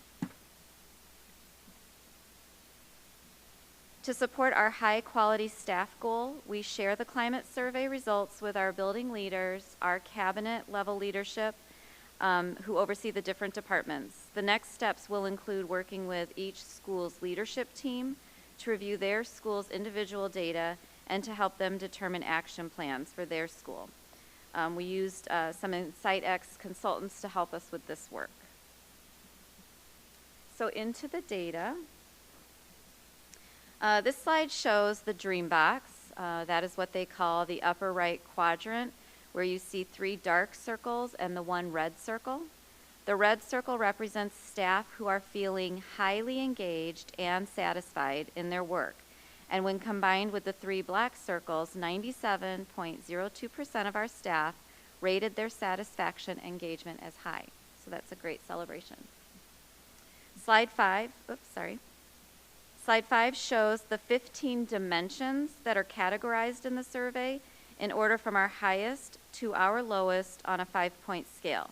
So staff rated the questions they were asked on a scale from strongly agrees, 2 agrees, 3 was neutral, 2 is disagrees, and 1 is strongly disagrees. Insight X considers any rating above a 4 a positive result. As you can see, our lowest rated categories are 4.20, which is very encouraging since all of our dimensions rate above that 4.0 benchmark. Also noted, we had 436 participants on the survey this year. Slide 6 shows a historical view of our overall satisfaction and engagement from 2019, 20, 22, 23, and then this school year, 2024. There are 3 data points noted on this graph. The white bar is 34%. That's the corporate average of all the corporate partners that HumanX works with. And the black line is the educational average at 64% satisfaction, and that's of all the school districts that HumanX works with. As you can see, we are significantly higher than the educational average. This year we're at 80.05%. We'll continue to strive to make D25 an exceptional place to work so that we can continue to have the highest impact on student learning.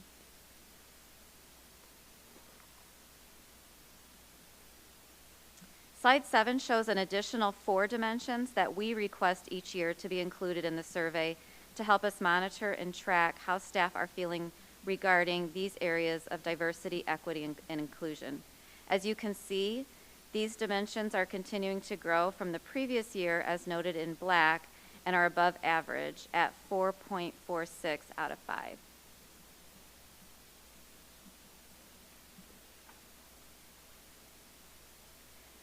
Slide 8 shows the examples of the questions that are asked in the DEI category. I felt it was important for you to understand what teachers are being asked or staff are being asked to sort of capture those areas.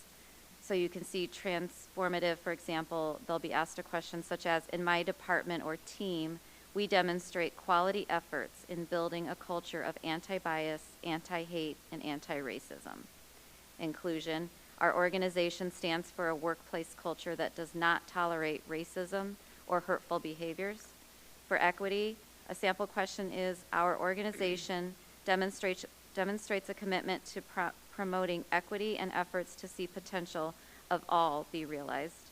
And diversity, our organization demonstrates a belief with actions to support a culture of inclusion and diversity.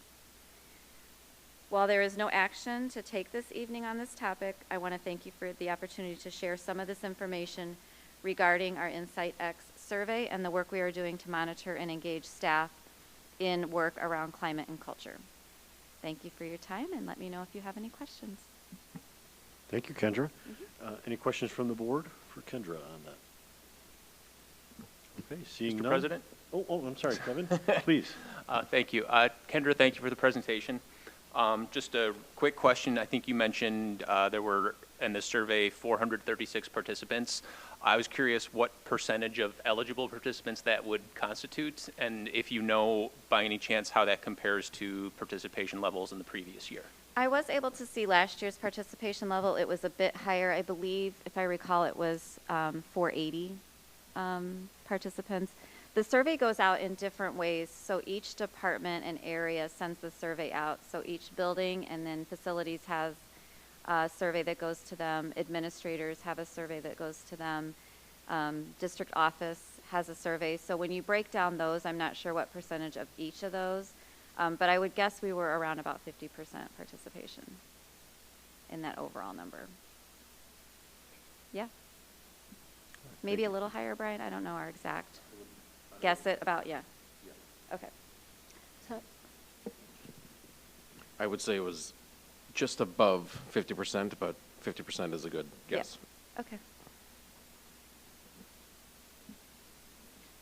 Yeah, Mr. President. Thanks, Kendra, for that, because, as we know, the culture piece is so important for any organization. So now that we have this data, now what happens? Can you just walk us through the process? Like, is it year to year? Because we do the survey every year, so in between that time, what are the next steps? Yeah, so we had a representative come to Ad Council in December, and they did a train the trainer model, and so they showed the data for the whole district, and all of the principals, assistant principals, and all the coordinators, I believe, were there that day. And they gave us a good framework for rolling out, for example, the Dream Box in a way that people can sort of jump into where they are now and look at the questions that go with those. So the portal lets each principal dig into the questions then that pull that data together. And they've encouraged the principals to work with their building leadership teams to dig into the data the way we did at Ad Council, and then do building presentations with that, where they will develop action plans based on their individual buildings data. And is all the survey, is it all quantitative, or is it any qualitative? It was all quantitative. Okay. And that, the slide with the dimensions piece, if you could go to that for a second. There were some of the ones that the continuous improvement and innovation. Could you explain those ratings? The ones where we're that were in red that show. Yeah, and I can provide you with more historical data, because what that's saying is that those just went down from last year's data points. So the Likert scale is a 1 to 5, and if you look at those, we're still well above the 4, which is strongly agree. So they're still considered very positive results.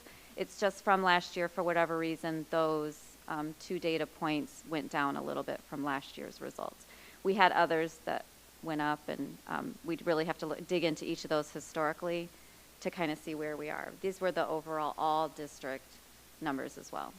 Yeah, it's neat to see that they are pretty high, and it's kind of fun to see that the pride piece in District 25 is like the highest rating, average rating, so that's cool to see. Thank you so much, Kendra. Yeah, and when we did this activity at Ed Council, we took the top 3 and dug into those and had some conversations at our table groups around why we felt those were our 3 highest, and we went to our 3 lowest and also had conversations around those. So we had some really nice dialogue as a leadership team around those top 3 and bottom 3.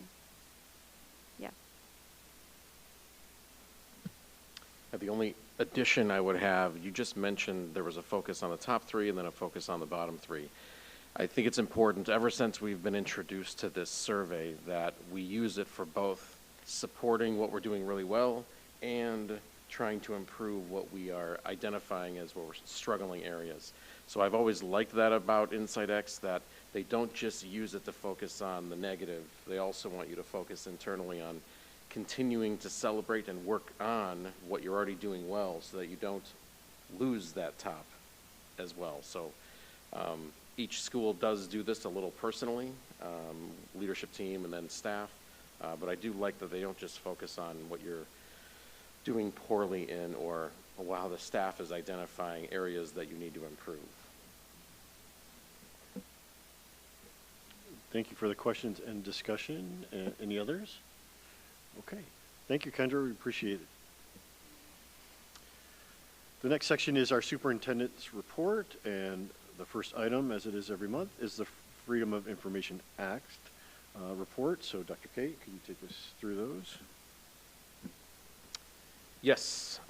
Before I get to my 3 informational items, I have a couple just topics I wanted to share. One, I really enjoyed hearing the learning that all of you shared from the Triple I presentation. That was engaging to see your takeaways from that experience. And the picture that you shared from one of our opportunities to gather for a meal, I saw Lana was in the front of that, and it reminded me of how much support we all need with the planning that goes into that entire weekend. So I just wanted to shout out to Lana for making sure that all of us get wrangled in together, because it does take a lot. So thank you, Lana, for organizing all of those learning opportunities and engagements for us to engage with each other and build trust around those opportunities. So thank you. I had an interest in sharing the full day kindergarten survey.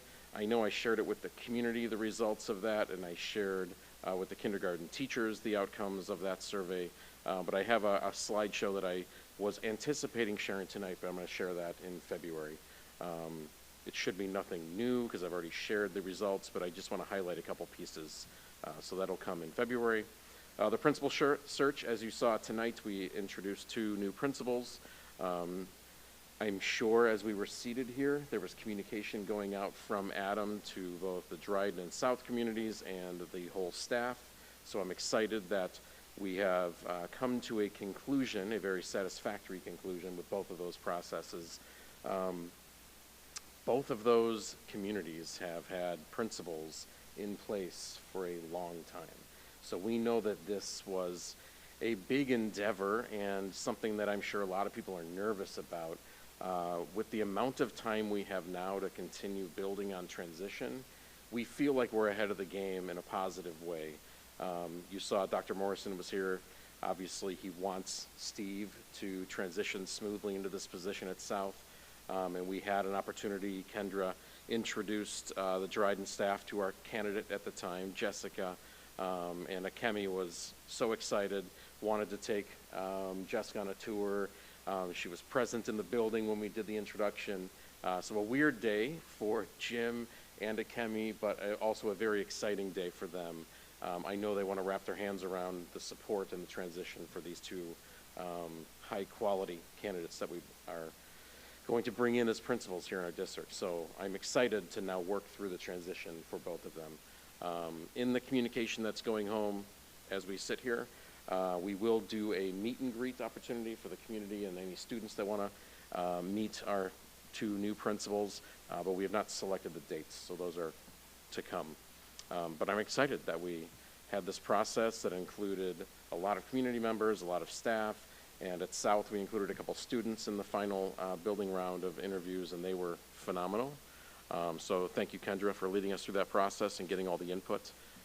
It went really well, so I'm very excited. AI in education, I had an opportunity to watch one of our own, Chris Fano, present with the Arlingtonites Memorial Library and District 214. Chris did a phenomenal job representing District 25, and it was on AI in education and kind of where we're at. I forget the exact term Chris used for himself, but he's like a trailblazer for our district, trying to experiment with AI and then bring it back to our staff and experiment with the staff.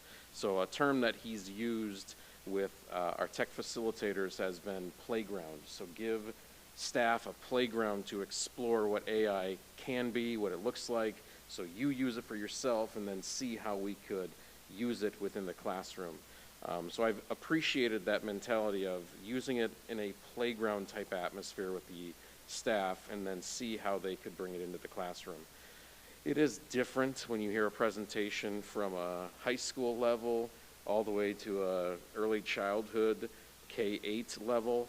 I think there is I'm glad the Memorial Library hosted it with the combined, because there was a lot of questions from the audience about, you know, what are you expecting? Are you pushing it into the curriculum? Are you forcing it? Like, we're kind of age restricted because some of these tools require you to be 13 or older. So the high school deals with it a little differently, but it was good to hear Chris talk through on behalf of the district what we're doing to prepare our teachers. I think we're always going to feel like we're way behind in this game, but we're also not forcing it onto all of our teachers. So right now we get the opportunity to experiment, play, and just a big thanks to the staffing that we have to allow for this playground to take place during staff meetings or collaboration time. Our tech facilitators are the ones that Chris is working with to implement this during a staff meeting, and then separately in team meetings or department meetings about how can you play around with these tools. So I just appreciate that Chris was willing to go beyond our walls and help the community see what is happening in District 25 with AI. So maybe we could tap him with Triple I as well. He's gonna love that. January, yeah, no pressure at all. January 6th, we had an awesome SIP day that the Department of Student Learning planned for all of our staff. I know the board received an email from one specific staff member highlighting the benefits that they felt they got on SIP day, that it was totally focused to their position, which is the goal of the professional development, to try to make it as meaningful and impactful to the individual, regardless of what they teach. So it was a happy experience and a healthy experience to not only see some feedback given to you as a board, but to witness some of the professional development firsthand. I went to South in the afternoon to see the middle school staff engaging in a 3-prong approach in the afternoon with ML learners and how we can support ML learners in a classroom. Shab did a presentation with the middle school staff on that. A lot of the administrators and some of our DSL coordinators focused on grading practices and making sure that we're consistent in our grading practices with a group of middle school staff. And the third one, they're going to kill me for forgetting. It was, how about that? It was like a plant. That was the one upstairs in the library at South that I got to late. So by that time, they were already playing in the playground, which was ideal for them to be actually engaged in the learning. So yes, how fitting that I forgot. It was AI up in the library. Sorry, Chris.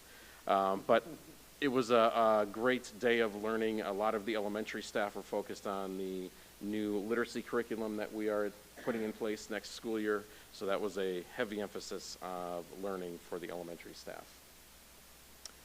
A dramatic left turn. We're going to go from high, wonderful learning day to the minor school and a mother's touch odor.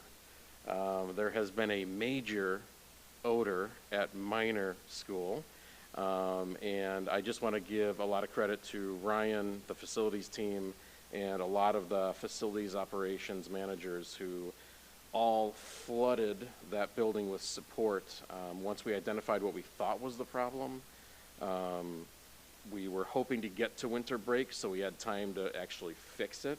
And so when I went there over break and saw all of the facilities operations managers working with the facility staff to clean that space that we thought was the target area, after we had some work done with an outside contractor to fix the problem, just the amount of people that were there to help clean that space.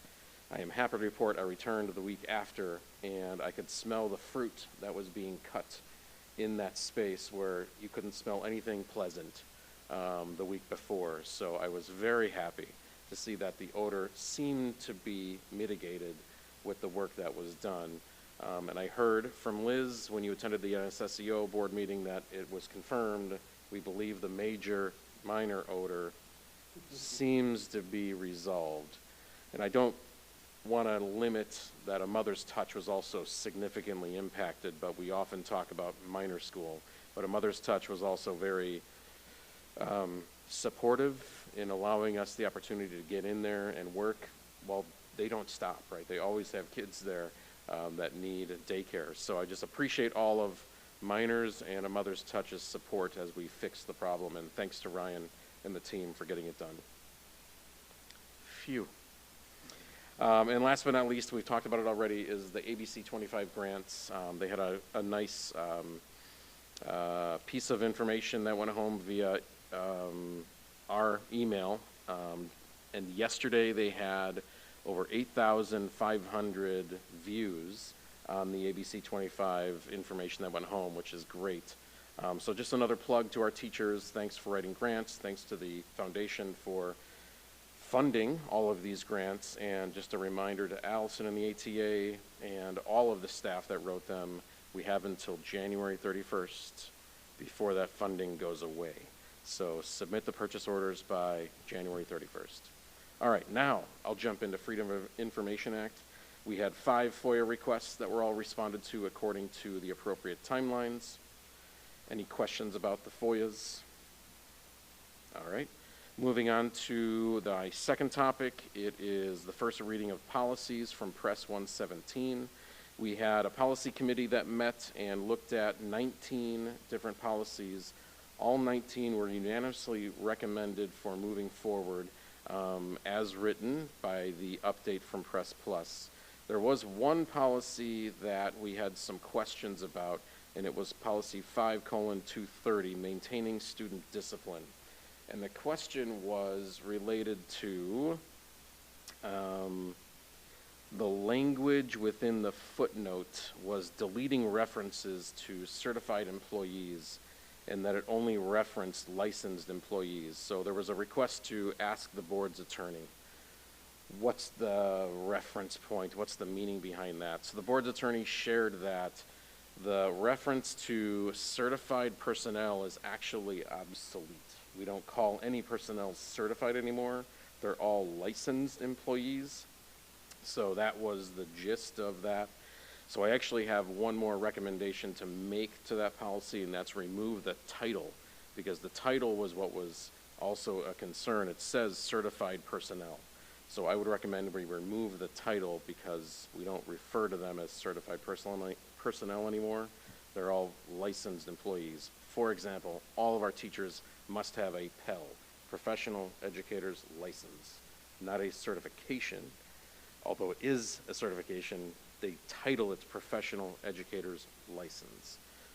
So while it may seem minor, it is kind of a major change to just remove that title as certified personnel. So I would recommend that change be added between first reading and second reading. But other than that, those were all moved forward by the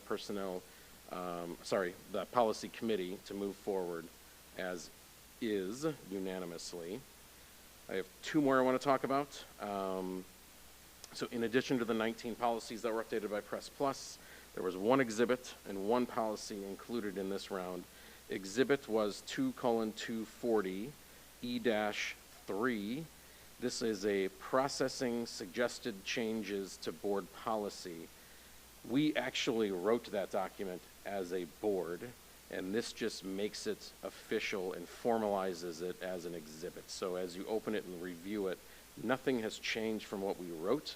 This just formalizes it and makes it the exhibit for 2:240, Exhibit 3.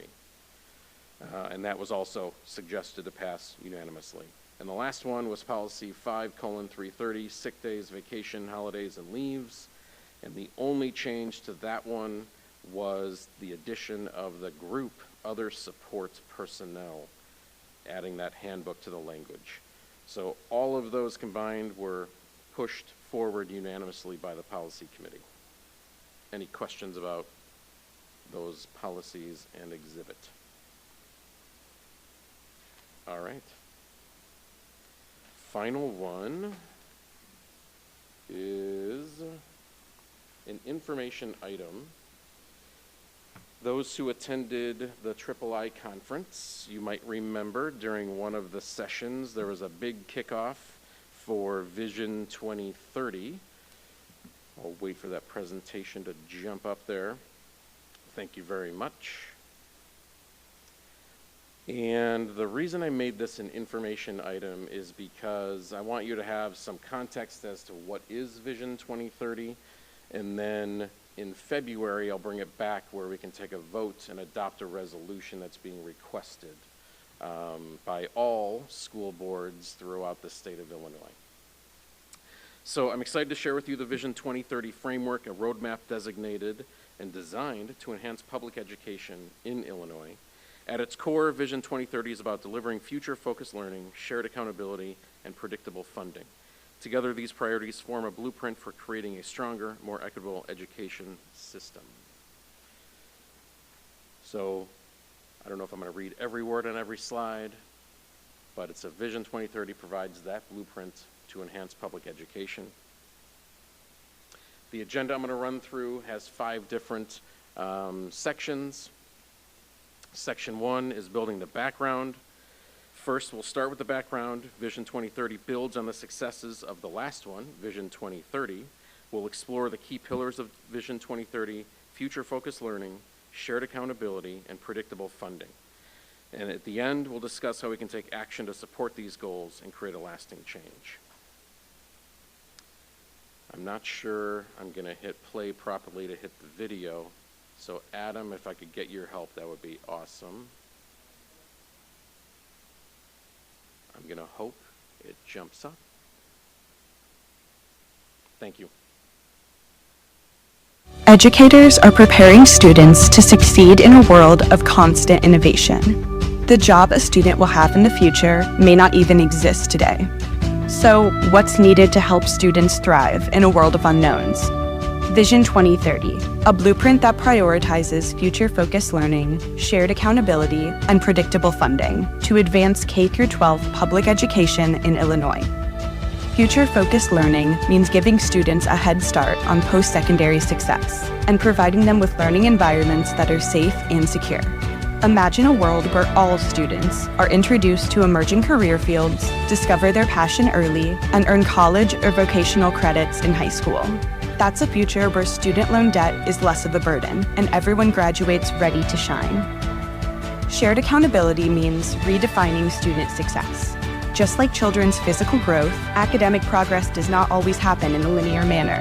Both growth and proficiency should be measured over time to see how they're really doing. Benchmark data should be shared with teachers in real time so that quick interventions can be put in place. Lastly, school districts need predictable funding. Schools need to be able to rely on receiving full funding based on the evidence-based funding model and have the flexibility to allocate restricted funding streams towards urgent life safety needs. This is Vision 2030. To learn more and express your support, visit IllinoisVision2030.com. Together, we can fulfill the promise of public education in Illinois. Thanks, Adam. Sorry to make it a little more challenging.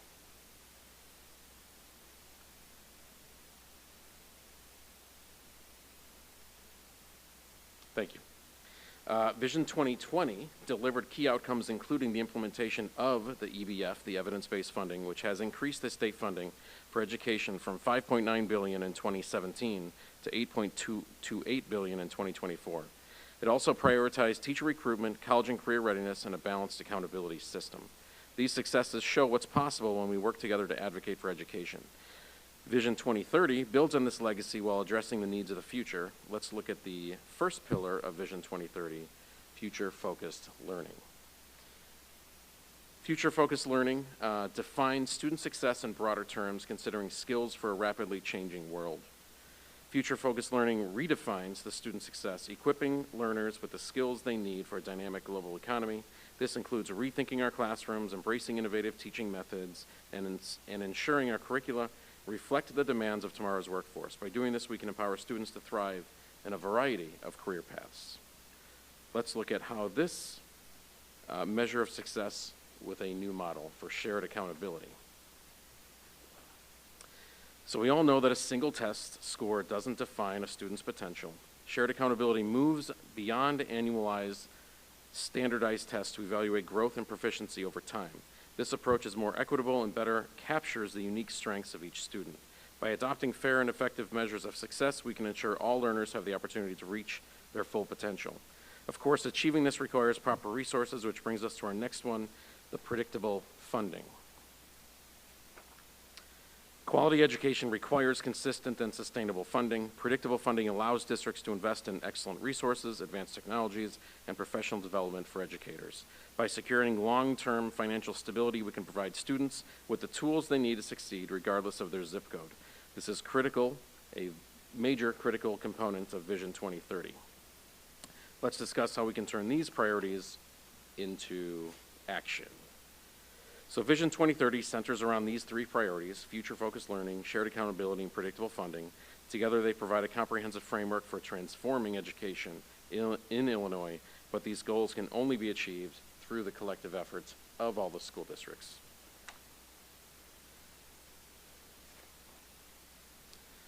So how can we call to take action?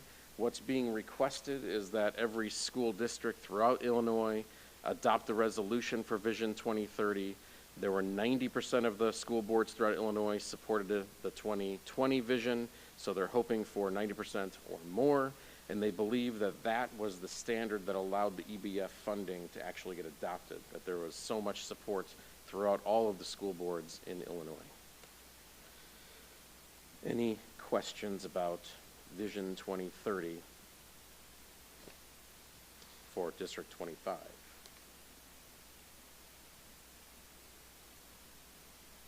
So again, this is just an information item. There is a website we can go to for more information. What I would ask is that we, between now and February, is look at either more questions that we have, but then there's a resolution that I'll read at the next board meeting that we would then consider voting on to approve or not approve, to show our support.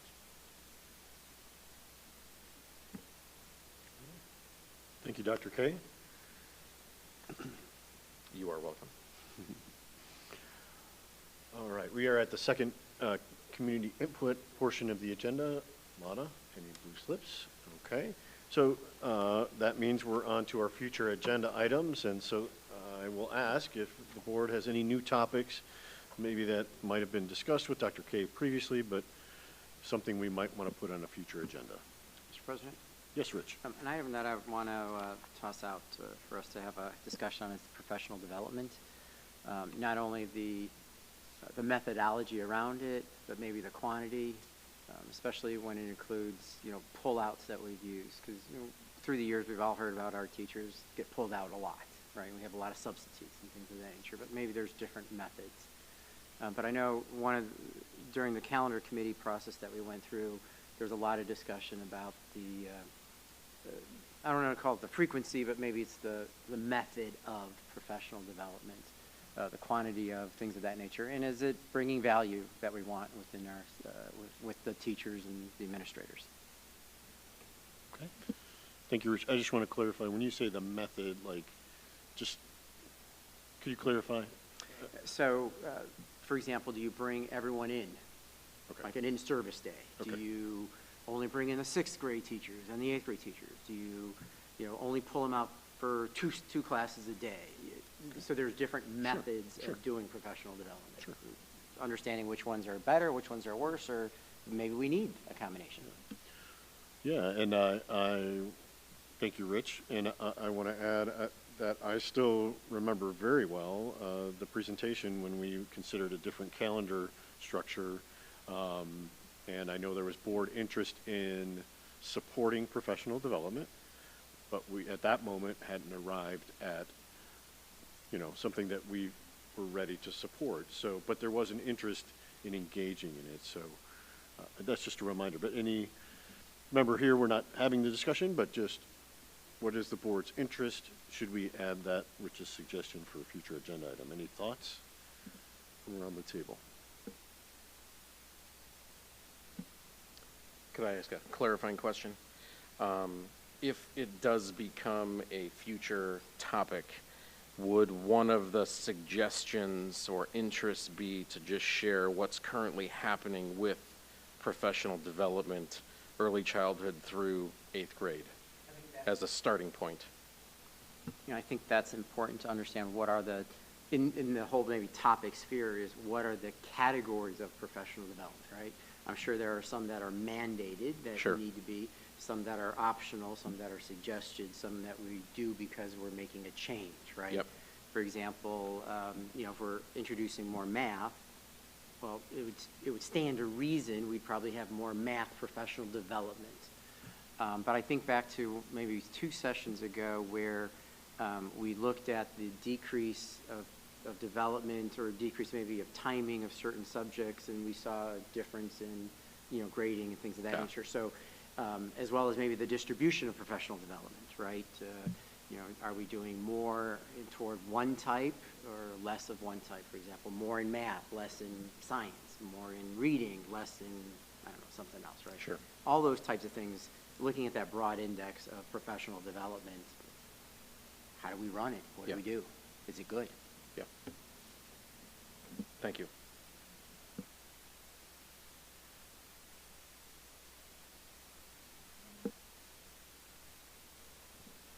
Mr. President, I want to kind of have a reminder as to when we had that last time when professional development was brought up.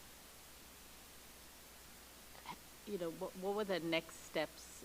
Is there something already in process where it doesn't have to be a new item and that it's going to come back anyway? Or where are we at with that? Or is that something that like we should just consider off the table?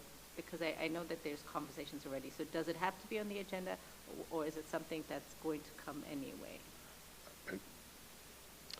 The only addition I was going to add there before you add, Greg, is the last time that came up, it was really under the calendar topic. So I do feel like professional development comes up, maybe not as the topic of professional development, but we might be looking at a new curriculum for literacy. And so then we will share what the process was, the review cycle, the implementation cycle, and the whys behind we are, recommending a new text, for literacy. So it comes up maybe in, not as a whole, it'll come up separately. So I don't know of a time when we would anticipate that the topic of professional development as a whole comes up. The last time we dug into it was really around the calendar and how that could be impacted through a professional development cycle.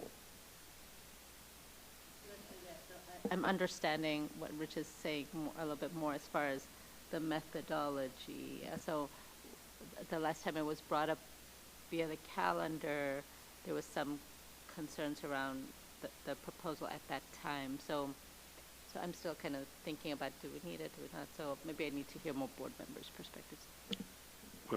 What I wanted to add, and your question prompted this thinking.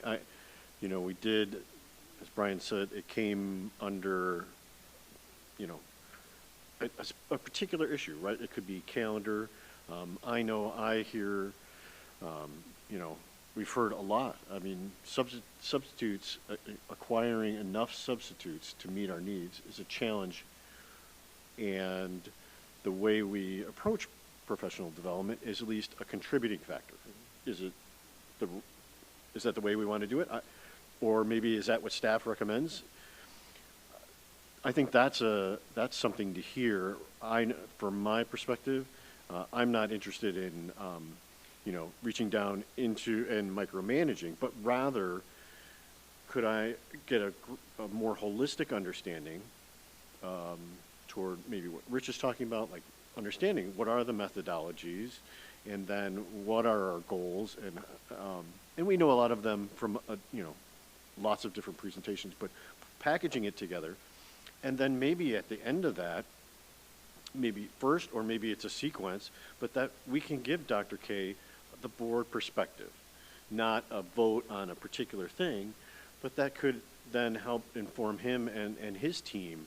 What are our board interests, so we don't land at a point like we did a year ago, considering a calendar, and then board was interested in supporting, and staff had, we just reached an impasse, which is, we could maybe front load those discussions. That's what I hear, or at least that's my interest in having it, and learning more. Mr. President, one thing I'm curious about too is with our recent Insight X staff satisfaction, were there any questions that hit on professional development, and if we could pull that and kind of get a sense of what the staff is looking at? I think as a board we definitely value professional development and to do it in the most effective, efficient, helpful way, but maybe starting with that, the survey. Yeah, I think the survey, we can definitely pull out individual questions that impact professional development. I also believe oftentimes after a professional development experience, we'll have surveys.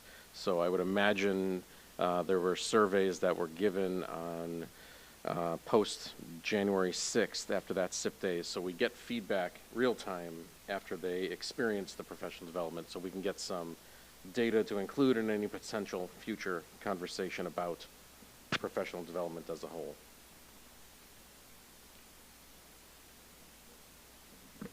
Mr. President, if you don't Yeah, mind, it does sound to me, and maybe I'm incorrect, but we are generally interested in hearing an overview of what professional development looks like in our district right now. And so maybe that is a starting point to see, and whenever that may be convenient. Liz's comments and my colleagues' comments, and Rich, thanks for starting this up, made me think of some other things. I just want to be sure that as we approach this topic, of course it came up with this calendar because a board approves a calendar, but I want to be mindful that we don't get into the weeds of operations and we stay at the governance level. As far as what does PD look like, is that more so an operational? So those are just questions in my head. I want to be sure that as a board we're sticking to what we're responsible for. And Liz, as far as kind of going back to HumanX, the two that, of course, we're still doing great in all areas, but the two that had a deviation was that continuous improvement and innovation, which kind of go in that PD professional development could be, depending on what that data shows, right? So I just want to, I support it, but I also want to be cautious that whatever we do as a board, we're sticking to the governance angle of things. I want to add, Liz, your comment about understanding, the HumanX, and is there feedback from surveys? And I think we've heard in other places too about how staff appreciate professional development, their satisfaction with it. I'd be interested in hearing that again. I think I would also be interested in, I'm not going to suggest how it would be captured or how it would be shared with us, but we hear about folks that are in the professional development and they're, how they feel about it and all. But maybe there's a different way of saying what Rich is suggesting is there's an impact when we poll. And so there are people impacted, whether it's the principals, the students, the staff that are still in the building. So how do they feel about the delivery model? and whoever that they is. It's a really broad, but hopefully that makes sense. Yeah, I guess since the topic of professional learning tends to come up connected to other topics, for example, we're talking about the calendar and how we could improve the calendar to maybe enhance professional learning for our staff. I just want to consider that we do a high-level understanding of what is professional learning in District 25, and then there's a multi-phase approach then, based on the questions that we get. So I don't feel like we'll be able to come and address every anticipated question, but I feel like let's start at the 3,000-foot level, 30,000-foot level, understand what is professional learning in our district, and then obviously there's going to be questions that dig into how it gets to the calendar committee and the amount of time and the approach we take per subject and all of the above. So I just want to make sure the anticipated outcome is not going to be in one presentation. It's going to be, I believe, multi-phase based on questions that we get. Brian, maybe to add to that, getting toward what Anisha was talking about is, I think, from a board perspective, if we also look at it with the flavor of what's the outcome. We spend hundreds of thousands of dollars on development, professional development. How do we measure the outcome? What is the outcome? Yeah. Right? That, I think, would help, at least in the initial sense of providing us the overview, and then we see where it goes from there. You're right. I think every one of us has a different, maybe, perspective of professional development. So maybe your point of broad first, here's the base. Agree. And then we see where that takes us. Yeah. Maybe at that point we all go, hey, sounds good. Wouldn't that be great? Yeah. And it's possible. It's a possible. Yeah, it's possible. Then there's the other possibility. Yes. Right? Yeah, I obviously support the idea behind it. I just want to make sure that our hopes don't get built over everything we've ever wanted to know about professional learning is going to be addressed. Like, I feel like there's going to be a lot of good questions that come out of it that we'll have to then follow up on afterwards. So Dr. K, thank you for that suggestion and framing how we might approach it, a starting point. Would the board be in support of that kind of informational item in the future agenda? See Rich nods from here. Yeah? Yes. Okay. I think that's a go, and thank you for giving us a way to move forward. Yeah, excellent. Thank you. And thank you for the suggestion, Rich. Appreciate it. Okay. So the board is not going back into closed session. We completed our work earlier before our open session. So could I have a motion to adjourn the board meeting? So moved. Thank you. Alana, if you would please call the roll. Olenichek? Neerman? Jogi? Yes. Scapalato? Yes. Michael? Yes. Thank you, everyone. We'll see you in February.